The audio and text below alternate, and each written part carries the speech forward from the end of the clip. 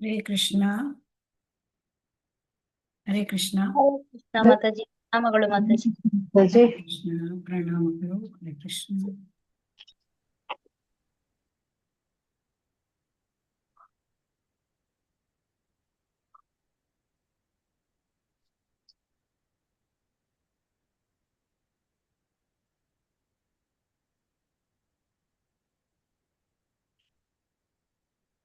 ಹರೇ ಕೃಷ್ಣ. ಓಂ ಹರೇ ಕೃಷ್ಣ ಮಾತಾಜಿ. ಅಜ್ಞಾನತಿಮಿರಾಂಧಸ್ಯ ಜ್ಞಾನಾಂಜನಶಲಾಕಯ ಚಕ್ಷುರುನ್ಮೀಲಿತಂ ಯೇನ ತಸ್ಮೈ ಶ್ರೀಗುರವೇ ನಮಃ. ಶ್ರೀಚೈತನ್ಯಮನೋಭೀಷ್ಟಂ ಸ್ಥಾಪಿತಂ ಯೇನ ಭೂತಲೆ ಸ್ವಯಂ ರೂಪಃ ಕದಾ ಮಹ್ಯಂ ದದಾತಿ ಸ್ವಪದಾಂತಿಕಂ. ವಂದೇಹಂ ಶ್ರೀಗುರೋಃ ಶ್ರೀಯುತಪದಕಮಲಂ ಶ್ರೀಗುರೂನ್ ವೈಷ್ಣವಾಂಶ್ಚ ಶ್ರೀರೂಪಂ ಸಾಗ್ರಜಾತಂ ಸಗಣಾ ರಘುನಾಥಾನ್ವಿತಂ ತಂ ಸಜೀವಂ ಸಾದ್ವೈತಂ ಸಾವಧೂತಂ ಪರಿಜನಸಹಿತಂ ಕೃಷ್ಣ ಚೈತನ್ಯದೇವಂ ಶ್ರೀರಾಧಾ ಕೃಷ್ಣ ಪಾದಾನ್ ಸಹಗಣಲಲಿತಾ ಶ್ರೀವಿಶಾಖಾನ್ವಿತಾಂಶ್ಚ. ಹೇ ಕೃಷ್ಣ ಕರುಣಾ ಸಿಂಧೋ ದೀನಬಂಧೋ ಜಗತ್ಪತೆ ಗೋಪೇಶ ಗೋಪಿಕಾ ಕಾಂತ ರಾಧಕಾಂತ ನಮೋಸ್ತುತೆ. ತಪ್ತ ಕಾಂಚನ ಗೌರಾಂಗಿ ಶ್ರೀರಾಧೆ ವೃಂದಾವನೇಶ್ವರಿ ವೃಷಭಾನುಸುತೆ ದೇವಿ ಪ್ರಣಮಾಮಿ ಹರಿಪ್ರಿಯೆ. ವಾಂಛಾಕಲ್ಪತರುಭ್ಯಶ್ಚ ಕೃಪಾ ಸಿಂಧುಭ್ಯ ಏವ ಚ ಪತಿತಾನಾಂ ಪಾವನೇಭ್ಯೋ ವೈಷ್ಣವೇಭ್ಯೋ ನಮೋ ನಮಃ. ಜಯ ಶ್ರೀ ಕೃಷ್ಣ ಚೈತನ್ಯ ಪ್ರಭು ನಿತ್ಯಾನಂದ ಶ್ರೀ ಅದ್ವೈತ ಗದಾಧರ ಶ್ರೀವಾಸಾದಿ ಗೌರ ಭಕ್ತ ವೃಂದ. ಹರೇ ಕೃಷ್ಣ ಕೃಷ್ಣ ಕೃಷ್ಣ ಹರೇ ಹರೇ ಹರೇ ರಾಮ ರಾಮ ರಾಮ ಹರೇ ಹರೇ. ಹರೇ ಕೃಷ್ಣ ಕೃಷ್ಣ ಕೃಷ್ಣ ಹರೇ ಹರೇ ಹರೇ ರಾಮ ರಾಮ ರಾಮ ಹರೇ ಹರೇ. ಹರೇ ಕೃಷ್ಣ ಕೃಷ್ಣ ಕೃಷ್ಣ ಹರೇ ಹರೇ ಹರೇ ರಾಮ ರಾಮ ರಾಮ ಹರೇ ಹರೇ. ಹರೇ ಕೃಷ್ಣ. ಎಲ್ಲರಿಗೂ ಸ್ವಾಗತ. ಭಕ್ತಿ ವೈಭವ ತರಗತಿಗೆ ತಮ್ಮೆಲ್ಲರಿಗೂ ಸ್ವಾಗತ. ಇವತ್ತು ನಾವು ಭಗವದ್ಗೀತೆಯ 3ನೇ ಅಧ್ಯಾಯದ 17ನೇ ಶ್ಲೋಕದಿಂದ ಮುಂದುವರಿಸಲಿದ್ದೇವೆ. ಹರೇ ಕೃಷ್ಣ. ಶ್ರೀಲ ಪ್ರಭುಪಾದ ಕಿ ಜೈ. ಹರೇ ಕೃಷ್ಣ. ಹರೇ ಕೃಷ್ಣ ಮಾತಾಜಿ. ಶ್ಲೋಕ 17. ಯಸ್ತ್ವಾತ್ಮರತಿರೇವ ಸ್ಯಾದಾತ್ಮ ತೃಪ್ತಶ್ಚ ಮಾನವಃ ಆತ್ಮನ್ನೇವ ಚ ಸಂತುಷ್ಟಃ ತಸ್ಯ ಕಾರ್ಯಂ ನ ವಿದ್ಯತೆ. ಅಂದ್ರೆ ಇಲ್ಲಿ ಅನುವಾದ ಮತ್ತು ಭಾವಾರ್ಥದಿಂದ ನಾವು ತಿಳಿದುಕೊಳ್ತಕ್ಕಂಥ ವಿಚಾರಗಳೇನೆಂದರೆ, ಯಾರಿಗೆ ಯಾವ ಮನುಷ್ಯ ಆತ್ಮನಲ್ಲಿಯೇ ಸಂತೋಷದಿಂದ ಇರ್ತಾನೆ, ಯಾವ ಮನುಷ್ಯ ಆತ್ಮನಲ್ಲಿಯೇ ಸಂತುಷ್ಟನಾಗಿರ್ತಾನೆ, ಅವನು ಯಾವ ಮನುಷ್ಯ ಆತ್ಮ ಸಾಕ್ಷಾತ್ಕಾರದ ಒಂದು ಬದುಕನ್ನು ಬಾಳ್ತಾನೆ, ಅವನಿಗೆ ಯಾವ ಕರ್ತವ್ಯಗಳು ಇರೋದಿಲ್ಲ. ಇದರ ಅರ್ಥ ಏನು ಅಂತ ತಿಳ್ಕೊಳ್ಳೋಣ.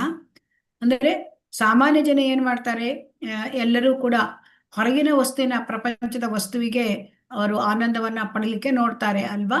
ಆದರೆ ಆತ್ಮಜ್ಞಾನಿಯಾದವನು, ಯಾರು ಆತ್ಮದ ಬಗ್ಗೆ ಆತ್ಮ ಸಾಕ್ಷಾತ್ಕಾರ ಆಗಿದೆ, ಅವನು ಆತ್ಮದಲ್ಲಿಯೇ ಆನಂದವನ್ನು ಪಡೆಯುತ್ತಾನೆ. ಅವನಿಗೆ ಆತ್ಮ ತೃಪ್ತನಾಗಿರ್ತಾನೆ, ಆತ್ಮದಲ್ಲಿ ಸಂತುಷ್ಟನಾಗಿರ್ತಾನೆ. ಅಂದ್ರೆ ಅವನು ಅಂದ್ರೆ ಯಾವುದೇ ಒಂದು ಸುಖ ಇರಲಿ, ದುಃಖ ಇರಲಿ, ಲಾಭ ಇರಲಿ, ನಷ್ಟ ಇರಲಿ, ಅದೆಲ್ಲ ಪರಿಗಣಿಸೋದಿಲ್ಲ. ಅವನು ಯಾವಾಗಲೂ ಶಾಂತನಾಗಿ ನೆಮ್ಮದಿಯಾಗಿರ್ತಾನೆ. ಸೊ ಅಂಥವನು ಅಂತರಂಗದಲ್ಲಿಯೇ ತೃಪ್ತಿಯನ್ನು ಹೊಂದಿರ್ತಾನೆ. ಅವನಿಗೆ ಯಾವುದೇ ಕರ್ತವ್ಯ ಇರುವುದಿಲ್ಲ ಅಂತ ಹೇಳ್ತಾನೆ ನೋಡಿ. ಯಾವುದೇ ತಸ್ಯ ಕಾರ್ಯಂ ನ ವಿದ್ಯತೆ, ಯಾವುದೇ ಕರ್ತವ್ಯ ಇರೋದಿಲ್ಲ. ಅಂದ್ರೆ ಯಾರು ಈ 3 ಹಂತಗಳನ್ನ ತಲುಪಿರ್ತಾರೆ, ಅಂದ್ರೆ ಯಾರು ಆತ್ಮ ಸಾಕ್ಷಾತ್ಕಾರ ಪಡ್ಕೊಂಡಿರ್ತಾರೆ, ಆಮೇಲೆ ಯಾರು ಆತ್ಮನಲ್ಲಿಯೇ ಸಂತೋಷವನ್ನು ಪಡಿತಾರೆ, ಅವರು ಆತ್ಮನಲ್ಲಿಯೇ ಅವರು ಸದಾ ಶಾಂತವಾಗಿರ್ತಾರೆ. ಸೊ ಅವರಿಗೆ ಈ ಐಹಿಕವಾದ ಕರ್ತವ್ಯಗಳು ಇರೋದಿಲ್ಲ. ಸೊ ಅವರಿಗೆ ಏನಿರುತ್ತೆ, ಅವರ ಮನಸ್ಸು ಈಗಾಗಲೇ ಶುದ್ಧವಾಗಿರುತ್ತೆ. ಸೊ ಆದ್ದರಿಂದ ಅವರಿಗೆ ಕರ್ಮ ಬಂಧನ ಇರೋದಿಲ್ಲ. ಅಂದ್ರೆ ಯಾರು ಕೃಷ್ಣ ಪ್ರಜ್ಞೆ, ಸಂಪೂರ್ಣವಾಗಿ ಕೃಷ್ಣ ಪ್ರಜ್ಞೆಯಲ್ಲಿದ್ದು ತಾನು ಮಾಡುವ ಕಾರ್ಯಗಳಲ್ಲಿ ಸಂಪೂರ್ಣವಾಗಿ ಸಂತುಷ್ಟನಾಗಿರ್ತಾನೆ. ಅವನಿಗೆ ಬೇರೆ ಯಾವುದೇ ಕರ್ತವ್ಯ ಇರೋದಿಲ್ಲ. ಯಾಕೆಂದ್ರೆ ಅವನ ಒಳಗಿನ ಕಲ್ಮಶ ಎಲ್ಲ ಒಂದೇ ಕ್ಷಣದಲ್ಲಿ ಹೊರಟು ಹೋಗಿರುತ್ತೆ. ಸೊ ಕೃಷ್ಣ ಪ್ರಜ್ಞೆಯಲ್ಲಿ ಇರುವವನಿಗೆ ಐಹಿಕ ಕರ್ಮದಲ್ಲಿ ಆಸಕ್ತಿ ಇರುವುದಿಲ್ಲ. ಮುಂದಿನ ಶ್ಲೋಕ ನೋಡೋಣ. ನೈವ ತಸ್ಯ ಕೃತೇನಾರ್ಥೋ ನ ಕೃತೇನೇಹ ಕಶ್ಚನ ನ ಚಾಸ್ಯ ಸರ್ವಭೂತೇಷು ಕಶ್ಚಿದರ್ಥಾವಪಾಶ್ರಯಃ.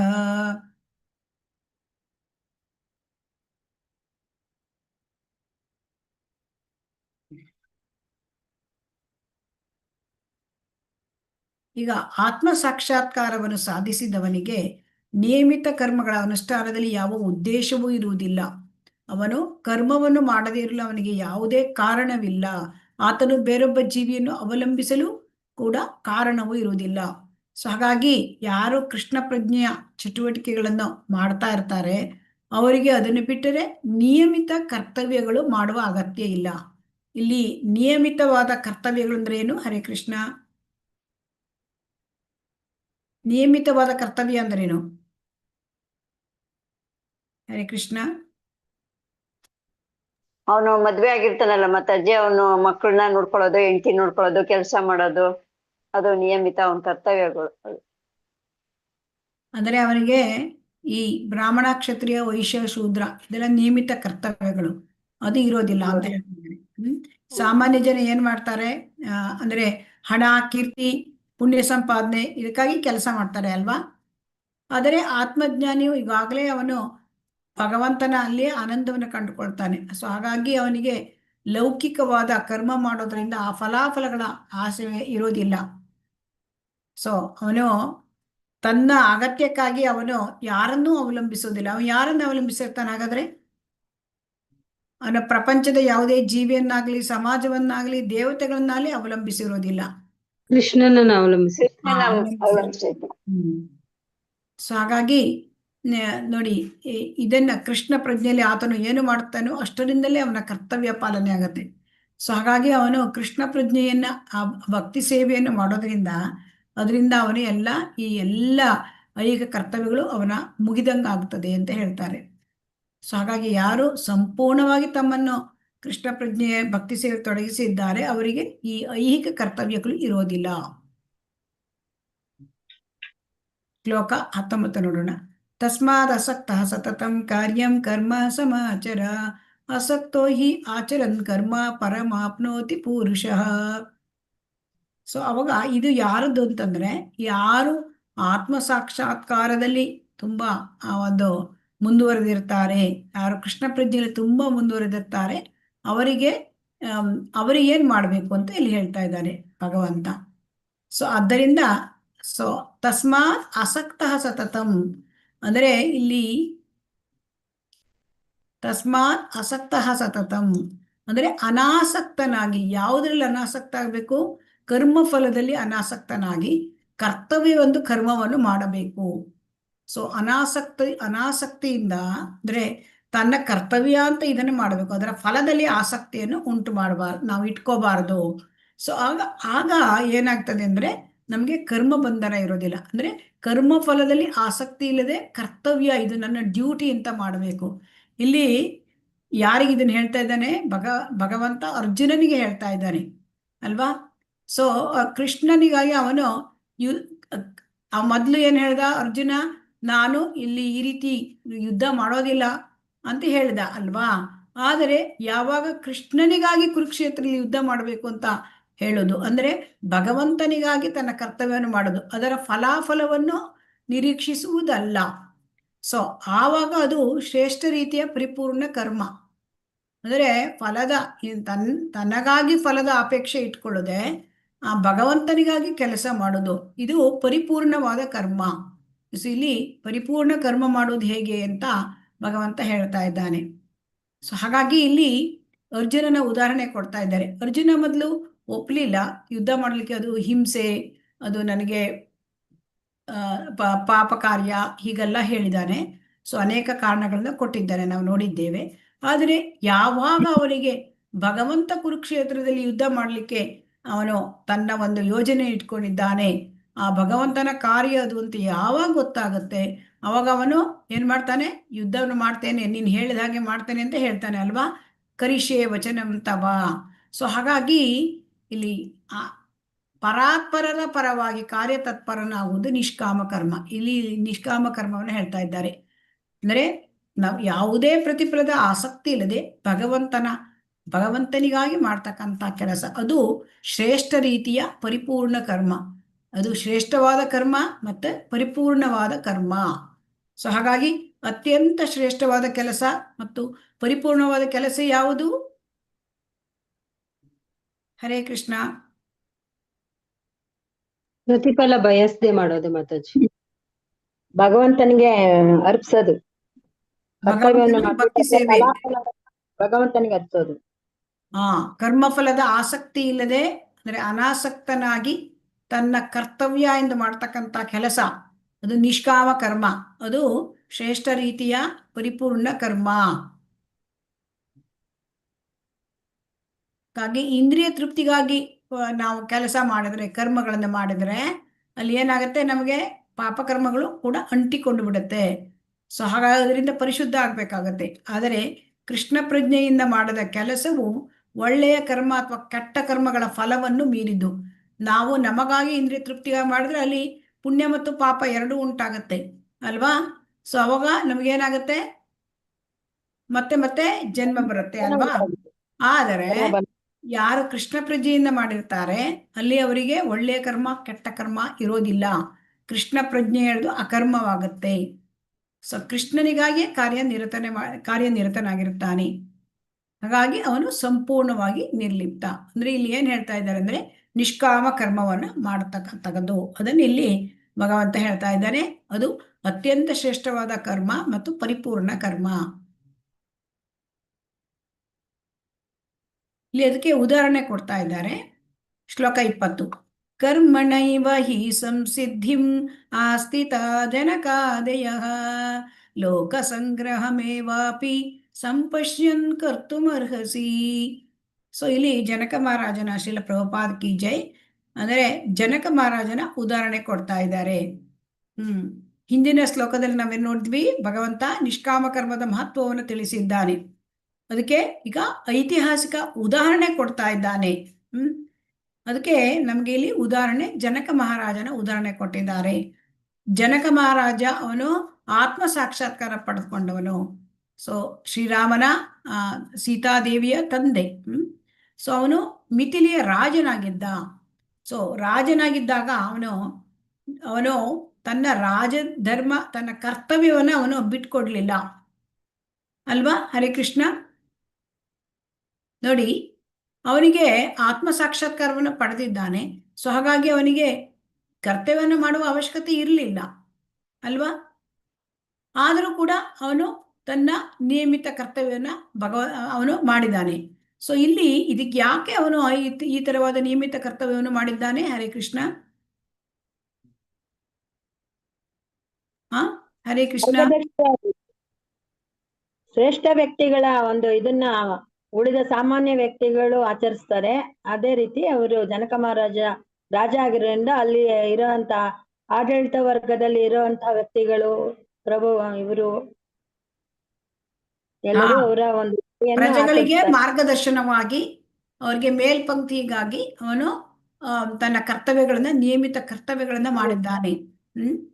ಸೊ ಹಾಗಾಗಿ ಅವನು ಜನಕ ಮಹಾರಾಜ ಸೀತಾದೇವಿಯ ತಂದೆ, ಶ್ರೀರಾಮನ ಭಗವಾನ್ ಶ್ರೀರಾಮನ ಮಾವ. ಸೊ ಭಗವಂತನ ಮಹಾಭಕ್ತ.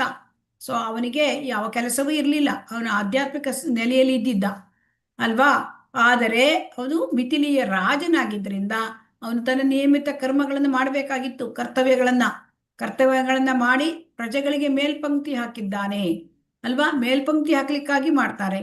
ಯಾಕೆ? ರಾಜನೇ ಒಂದು ತನ್ನ ಕರ್ತವ್ಯ ಮಾಡದಿದ್ರೆ ಪ್ರಜೆಗಳು ಮಾಡ್ತಾರಾ? ಹರಿಕೃಷ್ಣ. ಇಲ್ಲ, ಮಾಡೋದಿಲ್ಲ. ಹಾಗಾಗಿ ಇಲ್ಲಿ ಶ್ರೇಷ್ಠ ಸ್ಥಾನದಲ್ಲಿ ಇರ್ತಕ್ಕಂಥವರು ಅವರು ಏನನ್ನ ಮಾಡ್ತಾರೆ ಅದನ್ನ ಕೆಳಗಿನವರು ಅದನ್ನ ಅನುಕರಣೆ ಮಾಡ್ತಾರೆ ಅಲ್ವಾ, ಅನುಸರಿಸ್ತಾರೆ ಅಲ್ವಾ. ಹೌದು. ಮತ್ತೆ ಅದನ್ನೇ ಇಲ್ಲಿ ಹೇಳ್ತಾ ಇದ್ದಾರೆ. ಅದಕ್ಕೆ ಇಲ್ಲಿ ಮತ್ತೆ ಉದಾಹರಣೆ, ಅರ್ಜುನನ ಉದಾಹರಣೆಯನ್ನು ಕೊಟ್ಟಿದ್ದಾರೆ. ಅರ್ಜುನನಿಗೂ ಕೂಡ ಮತ್ತೆ ಭಗವಂತನ ಮತ್ತು ಅರ್ಜುನನ ಇಬ್ಬರು ಉದಾಹರಣೆ ಇದೆ. ಅರ್ಜುನನ ಯುದ್ಧದಲ್ಲಿ ಅವನು ಭಗವಂತನ ನಿತ್ಯ ಸೇವಕ, ಸೊ ನಿತ್ಯ ಸ್ನೇಹಿತ, ಅವನು ನಿತ್ಯ ಪಾರಿಷದ ಅಂತ ಹೇಳ್ತಾರೆ. ಸೊ ಅವನು ಕೂಡ ಯಾವುದೇ ಯುದ್ಧ ಮಾಡುವ ಅಗತ್ಯವಿರಲಿಲ್ಲ. ಆದರೆ ಅಲ್ಲಿ ಏನಾಗಿತ್ತು, ಕುರುಕ್ಷೇತ್ರ ಯುದ್ಧ, ಅಲ್ಲಿ ಯುದ್ಧದ ಅವಶ್ಯಕತೆ ಆಯಿತು. ಯಾಕೆ? ಅಲ್ಲಿ ಎಲ್ಲ ಮಾತುಕತೆಗಳು ಕೂಡ ಅದಕ್ಕೆಲ್ಲದಕ್ಕೂ ಕೂಡ ನಿಷ್ಫಲ ಆಯಿತು ಅಲ್ವಾ. ಸೊ ಅವಾಗ ಕುರುಕ್ಷೇತ್ರ ಯುದ್ಧಕ್ಕೆ ಅದನ್ನು ತಪ್ಪಿಸ್ಲಿಕ್ಕೆ ಎಲ್ಲ ಪ್ರಯತ್ನ ಮಾಡಿದ್ರು ಆಗಲಿಲ್ಲ. ಸೊ ಅವಾಗ ಯುದ್ಧ ಮಾಡೋದನ್ನ ನಿಶ್ಚಯ ಮಾಡಿದರು. ಸೊ ಅದಕ್ಕಾಗಿ ಅದು ನ್ಯಾಯಕ್ಕಾಗಿ ಹೋರಾಟ, ಧರ್ಮದ ಯುದ್ಧ.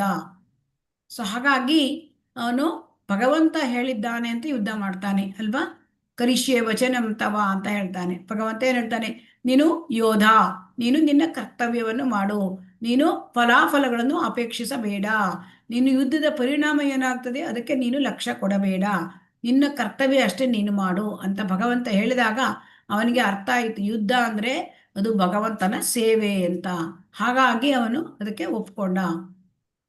ಸೊ ಹಾಗಾಗಿ ಅವನೇನ್ ಮಾಡ್ತಾನೆ, ಜನರಿಗೆ ತೋರಿಸ್ಕೊಡ್ಲಿಕ್ಕೆ ಕೆಲಸ ಮಾಡ್ತಾರೆ. ಭಕ್ತರಾದವರು ಅವರಿಗೆ ಯಾವುದೇ ಕೆಲಸ ಇಲ್ಲದಿದ್ದರೂ ಕೂಡ ಅವರು ಜಗತ್ತಿನಲ್ಲಿ ಯಾವ ಆಸಕ್ತಿಯೂ ಇರೋದಿಲ್ಲ, ಆದರೂ ಕೂಡ ಹೇಗೆ ನಾವು ಈ ಜಗತ್ತಲ್ಲಿ ಬದುಕಬೇಕು, ಹೇಗೆ ಕೆಲಸ ಮಾಡಬೇಕು, ಇದನ್ನ ಜನರಿಗೆ ತೋರಿಸ್ಕೊಡ್ಬೇಕು, ಅದಕ್ಕಾಗಿ ಕೆಲಸ ಮಾಡ್ತಾರೆ. ಕೃಷ್ಣ ಪ್ರಜ್ಞೆಯಲ್ಲಿ ಅನುಭವಿಗಳಾದವರು ಇತರರು ತಮ್ಮನ್ನು ಅನುಸರಿಸುವಂತೆ ಕ್ರಿಯಾಶೀಲರಾಗಬಲ್ಲರು. ಇದು ಅರ್ಥ ಆಯ್ತಾ? ಹರೇ ಕೃಷ್ಣ. ಅರ್ಥ ಆಯ್ತು. ಶ್ಲೋಕ 21 ಅದನ್ನೇ ಮುಂದುವರಿಸ್ಕೊಂಡು ಬಂದಿರತಕ್ಕಂಥದ್ದು. ಯದ್ಯದಾಚರತಿ ಶ್ರೇಷ್ಠಃ ತತ್ತದೇವೇತರೇ ಜನಾಃ ಸಯತ್ ಪ್ರಮಾಣಂ ಕುರುತೆ ಲೋಕಸ್ತದನು ವರ್ತತೆ. ಅಂದ್ರೆ ಶ್ರೇಷ್ಠನಾದವನು ಏನ್ ಕೆಲಸ ಮಾಡ್ತಾನೆ, ಉತ್ತಮವಾದ ವ್ಯಕ್ತಿ, ಸಾಮಾನ್ಯ ಜನರು ಅವನನ್ನು ಅನುಸರಿಸ್ತಾರೆ. ಸೊ ಹಾಗಾಗಿ ಅವನು ಮೇಲ್ಪಂಕ್ತಿ ಹಾಕ್ಲಿಕ್ಕಾಗಿ ಜನ ಕೆಲಸ ಮಾಡ್ತಾರೆ. ಯಾಕಂದ್ರೆ ಅವನು ಏನ್ ಕೆಲಸ ಮಾಡ್ತಾನೆ ಅದನ್ನೇ ಲೋಕವು ಅನುಸರಿಸುತ್ತದೆ. ಸೊ ಹಾಗಾಗಿ ಯದ್ಯದಾಚರಿಸಿ ಶ್ರೇಷ್ಠ ಅಂದ್ರೆ ಕೇವಲ ಅಂದ್ರೆ ಶ್ರೇಷ್ಠ ಅಂದ್ರೆ ಇಲ್ಲಿ ಕೇವಲ ಹಣದಿಂದ ಅಥವಾ ಶ್ರೇಷ್ಠ ಹಾಗಲ್ಲ. ಸೊ ಸಮಾಜದಲ್ಲಿ ಗೌರವಾನ್ವಿತ ವ್ಯಕ್ತಿಗಳು, ಆಮೇಲೆ ಪೋಷಕರು, ಶಿಕ್ಷಕರು, ಅಧಿಕಾರಿಗಳು, ಇವರೆಲ್ಲ ಪ್ರಮುಖ ವ್ಯಕ್ತಿಗಳಾಗಿರ್ತಾರೆ. ಯಾಕೆಂದ್ರೆ ಒಬ್ಬ ಶಿಕ್ಷಕ, ಅವನನ್ನು ಮಕ್ಕಳು ನೋಡ್ತಾರೆ, ಪೋಷಕರನ್ನು ಕೂಡ ಮಕ್ಕಳು ಅನುಸರಿಸುತ್ತಾರೆ, ಮತ್ತೆ ಯಾರು ಜನನಾಯಕರಾಗಿರ್ತಾರೆ ಅವರನ್ನು ಅನುಸರಿಸುತ್ತೆ. ಅವರು ಮಾಡುವ ಕೆಲಸ, ಜನನಾಯಕರು ಮಾಡುವ ಕೆಲಸ ಸಮಾಜ ಗಮನಿಸ್ತಾ ಇರುತ್ತೆ ಅಲ್ವಾ. ಹರೇ ಕೃಷ್ಣ. ಸೊ ಹಾಗಾಗಿ ನಾಯಕರ ನಡವಳಿಕೆ ಆಗಲಿ, ತಂದೆ ತಾಯಿಗಳ ನಡವಳಿಕೆ ಆಗಲಿ, ಶಿಕ್ಷಕರ ನಡವಳಿಕೆ ಆಗಲಿ, ಅದು ಯೋಗ್ಯ ರೀತಿಯಲ್ಲಿ ನಡ್ಕೊಳ್ಬೇಕಾಗತ್ತೆ. ಸೊ ಇದನ್ನ ಏನ್ ಹೇಳ್ತಾರೆ, ಒಬ್ಬ ಉಪಾಧ್ಯಾಯ ಆಚಾರ್ಯ ಅಂತ ಕರೀತಾರೆ. ಯಾಕಂದ್ರೆ ಆಚರತಿ ಇತಿ ಆಚಾರ್ಯ. ಸೊ ಆದ್ದರಿಂದ ಇಲ್ಲಿ ಏನ್ ಹೇಳ್ತಾರೆ, ನಾವು ಇನ್ನೊಬ್ಬರಿಗೆ ಆ ಸ್ಥಾನದಲ್ಲಿ ಇರ್ತಕ್ಕಂಥದ್ದು, ಶ್ರೇಷ್ಠ ಸ್ಥಾನದಲ್ಲಿ ಇರುವವರು ಇನ್ನೊಬ್ಬರಿಗೆ ಅವರಿಗೆ ಅದು ಒಂದು ಏನ್ ಹೇಳ್ತಾರೆ ಅದಕ್ಕೆ, ಇನ್ನೊಬ್ಬರಿಗೆ ಮಾರ್ಗದರ್ಶನ, ಆದರ್ಶ ಆಗುವ ರೀತಿಯಲ್ಲಿ ಅವರು ತಮ್ಮ ಜೀವನವನ್ನ ನಡೆಸಬೇಕಾಗತ್ತೆ, ಕರ್ತವ್ಯಗಳನ್ನ ಮಾಡಬೇಕಾಗತ್ತೆ. ಇದಕ್ಕೆ ಅವರು ಯಾವುದನ್ನ ಆಚರತಿ ಆಚಾರ್ಯ, ಅವ್ರು ಯಾವ ರೀತಿ ಕಲ್ತ್ಕೋತಾರೆ ನಡಿಬೇಕು ಅಂತ ಅಂದ್ರೆ, ಶಾಸ್ತ್ರಗಳನ್ನ ಅವರು ಅಪೌರುಷೇಯ ಶಾಸ್ತ್ರಗಳನ್ನ ಅನುಸರಿಸುತ್ತಾರೆ. ಸೊ ಹಾಗಾಗಿ ಅಪೌರುಷೇಯ ಶಾಸ್ತ್ರವನ್ನು ಮಾನವ ಕುಲವು ಅನುಸರಿಸಬೇಕು. ಅದು ಪ್ರಮಾಣ ಗ್ರಂಥ. ಈ ಅಪೌರುಷೇಯ ಅಂತಂದ್ರೆ ಗ್ರಂಥಗಳು ಅಂದ್ರೆ ಶ್ರೀಮದ್ ಭಗವದ್ಗೀತಾ, ಶ್ರೀಮದ್ ಭಾಗವತ, ಇದೆಲ್ಲ ಮನುಷ್ಯರು ಬರೆದಿದ್ದಲ್ಲ, ಭಗವಂತ ಕೊಟ್ಟಿರೋದು. ಸೊ ಹಾಗಾಗಿ ನಾವು ಶ್ರೇಷ್ಠ ಭಕ್ತರ ಹೆಜ್ಜೆಯಲ್ಲಿ ನಾವು ನಡಿಬೇಕು. ಸೊ ಶ್ರೀಮದ್ ಭಾಗವತ ಇದನ್ನೇ ಹೇಳ್ತದೆ, ಅಂದ್ರೆ ಸತೋವೃತ್ತಿ ಅಂತ ಹೇಳ್ತದೆ. ಸೊ ಹಾಗಾಗಿ ನಾವು ಆತ್ಮ ಸಾಕ್ಷಾತ್ಕಾರದಲ್ಲಿ ನಡೆಯುವುದು ಕೂಡ ಅದೇ, ನಮ್ಮ ಹಿಂದಿನ ಭಕ್ತರು ಯಾವ ತರ ನಡೀತಿದ್ದಾರೆ ಅದೇ ಹೆಜ್ಜೆಯಲ್ಲಿ ನಡಿಬೇಕು.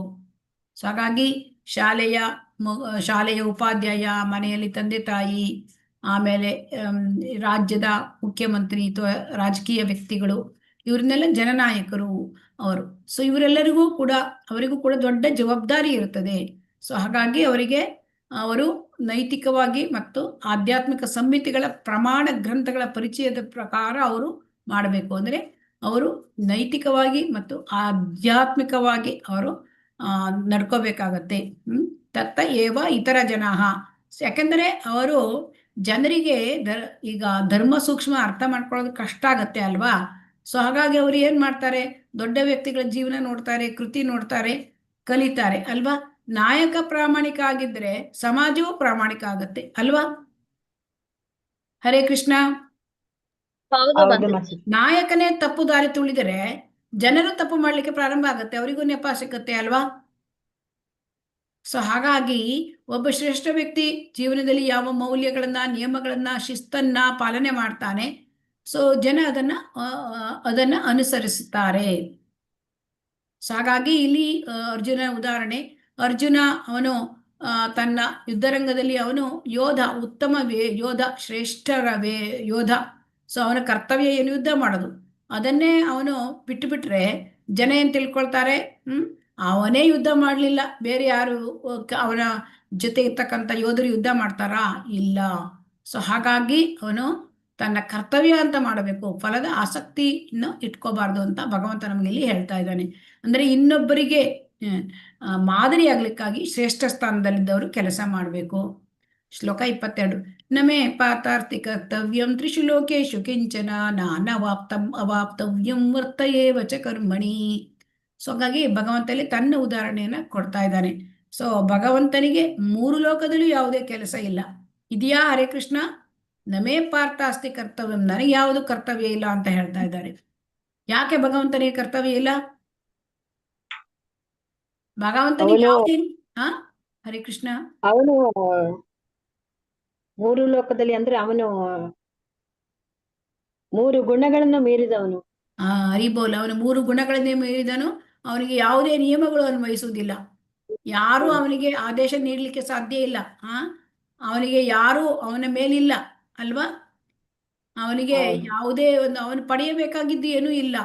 ಯಾಕೆಂದ್ರೆ ಭಗವಂತ ನೋಡಿ, ಅವನು ಪೂರ್ಣ ಸಮೃದ್ಧಿಯಲ್ಲಿದ್ದಾನೆ ಅಲ್ವಾ. ಷಡೈಶ್ವರ್ಯ ಸಂಪನ್ನ, ಅಖಿಲಾಂಡ ಕೋಟಿ ಬ್ರಹ್ಮಾಂಡ ನಾಯಕ, ಎಲ್ಲವೂ ಅವನಿಗೆ ಸೇರಿದ್ದು ಅಲ್ವಾ. ಚರಾಚರ ಜಗತ್ತಿನಲ್ಲಿ ಅವನು ಪಡೆಯಬೇಕಾದ್ರೆ ಏನಾದ್ರೂ ಇದೆಯಾ? ಇಲ್ಲ. ಜನ ಏನಾದ್ರೂ ಸಂಪಾದನೆ ಮಾಡೋದು ಯಾಕೆ? ಏನಾದ್ರೂ ಸಾಧಿಸ್ಬೇಕು, ಏನಾದ್ರೂ ಪಡ್ಕೋಬೇಕು ಅಂತ ಅಲ್ವಾ. ಸೊ ಹಾಗಾಗಿ ಅದು ಯಾವುದೂ ಇಲ್ಲ ಅವನಿಗೆ. 3 ಲೋಕದಲ್ಲೂ ಅವನು ಸಾಧಿಸಬೇಕಾದ್ದು ಏನೂ ಇಲ್ಲ. ಅವನು ಷಡೈಶ್ವರ್ಯ ಸಂಪೂರ್ಣನಾಗಿದ್ದಾನೆ. ಮತ್ತೆ ಅವನಿಗೆ ಅನೇಕ ಶಕ್ತಿಗಳಿವೆ, ಅನಂತ ಶಕ್ತಿಗಳಿವೆ. ಮತ್ತೆ ಅವನ ಶರೀರ ಅದು ಸಚ್ಚಿದಾನಂದ ವಿಗ್ರಹ. ಸೊ ಅಲ್ಲಿ ಕ್ರಿಯೆಗಳು ಭಗವಂತ ಏನು ಇಚ್ಛೆ ಮಾಡ್ತಾನೆ, ಅದು ಕ್ರಿಯೆಗಳು ತನ್ನಿಂತಾನೆ ನಡ್ಕೊಂಡು ಹೋಗ್ಬಿಡತ್ತೆ. ಅವನು ಇಚ್ಛೆ ಮಾಡಿದ್ರೆ ಸಾಕು, ಎಲ್ಲ ಭಗವಂತನ ಶಕ್ತಿಗಳು ಕೆಲಸ ಮಾಡ್ಕೊಂಡು ಹೋಗ್ಬಿಡತ್ತೆ. ಸೊ ಹಾಗಾಗಿ ಭಗವಂತನಿಗೆ ಯಾವ ಕರ್ತವ್ಯ ಇಲ್ಲ, ಆದ್ರೂ ಕೂಡ ಅವನು ಕರ್ತವ್ಯ ಮಾಡ್ತಾ ಇದ್ದಾನೆ ಅಲ್ವಾ. ಹರೇ ಕೃಷ್ಣ. ಆದ್ರೂ ಕರ್ತವ್ಯ ಮಾಡ್ತಾ ಇದ್ದಾನೆ ಅಲ್ವಾ. ಸೊ ಸಾಮಾನ್ಯ ಮನುಷ್ಯನ ತರ ಶ್ರೀಕೃಷ್ಣ ಭಗವಂತ ಭೂಮಿ ಮೇಲೆ ಸಾಮಾನ್ಯ ಮನುಷ್ಯನ ತರ ಬಂದು ಗೋವುಗಳನ್ನು ಮೇಯಿಸ್ತಾ ಇದ್ದ ಅಲ್ವಾ. ಗೋಮಾಳದಲ್ಲಿ, ಅಲ್ಲಿ ವೃಂದಾವನದಲ್ಲಿ, ಇಲ್ಲಿ ಕುರುಕ್ಷೇತ್ರದಲ್ಲಿ ಕ್ಷತ್ರಿಯ ನಾಯಕನಾಗಿ ಕ್ರಿಯೆಯಲ್ಲಿ ತೊಡಗಿದ್ದಾನೆ. ಇಲ್ಲಿ ಯುದ್ಧ ಮಾಡೋ ಅವಶ್ಯಕತೆ ಏನಿತ್ತು? ಸಂಕಟದಲ್ಲಿ ಇರುವವರಿಗೆ ರಕ್ಷಣೆಯನ್ನು ಕೊಡುವುದು ಕ್ಷತ್ರಿಯನ ಕರ್ತವ್ಯ. ಸೊ ಹಾಗಾಗಿ ಸಂಕಟದ ಅಂದ್ರೆ ಇಲ್ಲಿ ಯುದ್ಧ ನಡೀತಾ ಇರೋದು, ಅಲ್ಲಿ ಯುದ್ಧ ಮಾಡದೆ ಹೋದ್ರೆ ಆ ಒಂದು ಅಧರ್ಮ ಅಲ್ಲಿ ತಾಂಡವ ಆಡ್ತಾ ಇತ್ತು ಅಲ್ವಾ. ಸೊ ಅದನ್ನ ಆ ಧರ್ಮವನ್ನು ಸಂಸ್ಥಾಪನೆ ಮಾಡ್ಲಿಕ್ಕಾಗಿ ಅದು ಯುದ್ಧ ಅಲ್ವಾ. ಹರೇ ಕೃಷ್ಣ. ಹೌದು. ಹಾಗಾಗಿ ಇಲ್ಲಿ ಭಗವಂತ ಅಪೌರುಷೀಯ ಶಾಸ್ತ್ರಗಳ ನಿಯಮಗಳನ್ನು ಮೀರಿದವನು. ಯಾಕಂದ್ರೆ ಭಗವಂತ ಎಲ್ಲ ಶಾಸ್ತ್ರಕ್ಕೆ, ಎಲ್ಲ ನಿಯಮಗಳಿಗೆ ಮೀರಿದವನು. ಅವನೇ ಅಪೌರುಷೀಯ ಗ್ರಂಥಗಳನ್ನು ಕೊಡುವವನು. ಆದರೂ ಕೂಡ ಅವನು ಶಾಸ್ತ್ರಗಳನ್ನು ಉಲ್ಲಂಘಿಸುವ ಯಾವುದೇ ಕಾರ್ಯವನ್ನು ಕೃಷ್ಣ ಮಾಡೋದಿಲ್ಲ ಅವನು. ಯಾಕೆ? ಅವನು ಜನರಿಗೆ ಆದರ್ಶಪ್ರಾಯನಾಗಿದ್ದಾನೆ ಅಲ್ವಾ. ಹರೇ ಕೃಷ್ಣ. ಹೌದು ಮಾತಾಜಿ. ಅಂದ್ರೆ ಅವನು ಧರ್ಮ ಸಂಸ್ಥಾಪನೆ ಮಾಡ್ಲಿಕ್ಕಾಗಿ ಭಗವಂತ ಬಂದಿದ್ದಾನೆ. ಭಗವಂತ ಅವಾಗ ಯಾವ ತರ ನಡ್ಕೋಬೇಕು? ಆದರ್ಶಪ್ರಾಯನಾಗಿ ನಡ್ಕೋಬೇಕು ಅಲ್ವಾ. ಅವನು ಅಪೌರುಷ ಗ್ರಂಥಗಳಿಗೆ ಅವನು ನಿಯಮಗಳನ್ನು ಮೀರಿದವನು, ಆದ್ರೂ ಕೂಡ ಅಪೌರುಷ ಗ್ರಂಥಗಳಲ್ಲಿ ಹೇಗಿದೆ ಹಾಗೆ ಅವನು ಕಾರ್ಯವನ್ನು ಮಾಡ್ತಾನೆ. ಶ್ಲೋಕ 23. ಯದಿ ಹಿ ಅಹಂ ನ ವರ್ತೇಯಂ ಜಾತು ಕರ್ಮಣಿ ಅತಂದ್ರಿತಃ ಮಮ ವರ್ತ್ಮ ಅನುವರ್ತಂತೆ ಮನುಷ್ಯಾಃ ಪಾರ್ಥ ಸರ್ವಶಃ. ಸೊ ಹಾಗಾಗಿ ಇಲ್ಲಿ ಏನ್ ಹೇಳ್ತಾರೆ, ಆಮ್, ಈಗ ಭಗವಂತ ಏನ್ ಹೇಳ್ತಾನೆ, ಒಂದು ವೇಳೆ ಭಗವಂತ ನಿಯಮಿತ ಕರ್ಮದಲ್ಲಿ ಅವನು ಇಲ್ಲದೆ ಹೋದರೆ ಎಲ್ಲ ಮನುಷ್ಯರು ಅವನನ್ನೇ ಫಾಲೋ ಮಾಡ್ತಾರೆ ಅಲ್ವಾ? ಅಲ್ವಾ? ಹೌದು ಮಾತಾಜಿ. ನಾನು ಭಗವಂತ ನಾನು ಕೇಳೋರು ಇಲ್ಲ ಅಂತ ಅವನು ಕರ್ಮ ಮಾಡದೆ ಸೋಮಾರಿಯಾಗಿ ಕೂತ್ರೆ ಏನಾಗುತ್ತೆ? ಜನ ಎಲ್ಲರೂ ಅದೇ ಅವನನ್ನ ಆಚಾರ ಮಾಡ್ತಾವನೆ, ನಾವು ಅದೇ ತರ ಮಾಡ್ತೀವಿ ಹಾ ಅಂತಾರೆ. ಸೊ ಅದಕ್ಕೆ ನಾವು ನೋಡ್ಬೇಕು, ಭಗವಂತ ಈ ಜಗತ್ತನ್ನ ಅತಂದ್ರಿತಃ ಅಂದ್ರೆ ಆಲಸ್ಯ ಅತಂದ್ರಿತಃ, ಇಲ್ಲಿ ನೋಡಿ ಬಹಳ ಎಚ್ಚರಿಕೆಯಿಂದ ಮಾಡ್ತಾನಂತೆ ಭಗವಂತ. ಅತಂದ್ರಿತಃ ಅಂದ್ರೆ ಸದಾ ಜಾಗರೂಕನಾಗಿರ್ತಾನೆ ಭಗವಂತ. ಈ ಸೃಷ್ಟಿಯನ್ನ ಮಾಡಿ ಸುಮ್ಮನೆ ಕುಳಿತಿಲ್ಲ. ಅಲ್ಲಿ ಸೂರ್ಯ ಚಂದ್ರರ ಚಲನೆ, ಋತುಮಾನಗಳ ಬದಲಾವಣೆ, ಜೀವಿಗಳ ಉಸಿರಾಟ, ಪ್ರತಿ ಒಂದು ಜಗತ್ತಿನ ನಿಯಮದ ಹಿಂದೆ ಆ ಭಗವಂತನ ಅದೃಶ್ಯ ಶಕ್ತಿ ಕೆಲಸ ಮಾಡ್ತಾ ಇರುತ್ತೆ. ಸೊ ಹಾಗಾಗಿ ಕೃಷ್ಣನ ಅವತಾರದಲ್ಲೂ ಕೂಡ ಅವನು ಲೌಕಿಕ ಜವಾಬ್ದಾರಿಯನ್ನು ತೆಗೆದುಕೊಂಡಿದ್ದಾನೆ. ಅರ್ಜುನನ ಅವನು ಇದಾಗಿದ್ದಾನೆ, ಸಾರಥಿಯಾಗಿದ್ದಾನೆ ಅಲ್ವಾ? ಹೌದು ಸೊ ಮಾತಾಜಿ. ಹಾಗಾಗಿ ಇಲ್ಲಿ ನಾಯಕರಾದವರು, ಪ್ರಭಾವಿ ವ್ಯಕ್ತಿಗಳು ತಮಗೆ ಇಷ್ಟ ಬಂದಂತೆ ಬದುಕಲಿಕ್ಕೆ ಸಾಧ್ಯ ಇಲ್ಲ.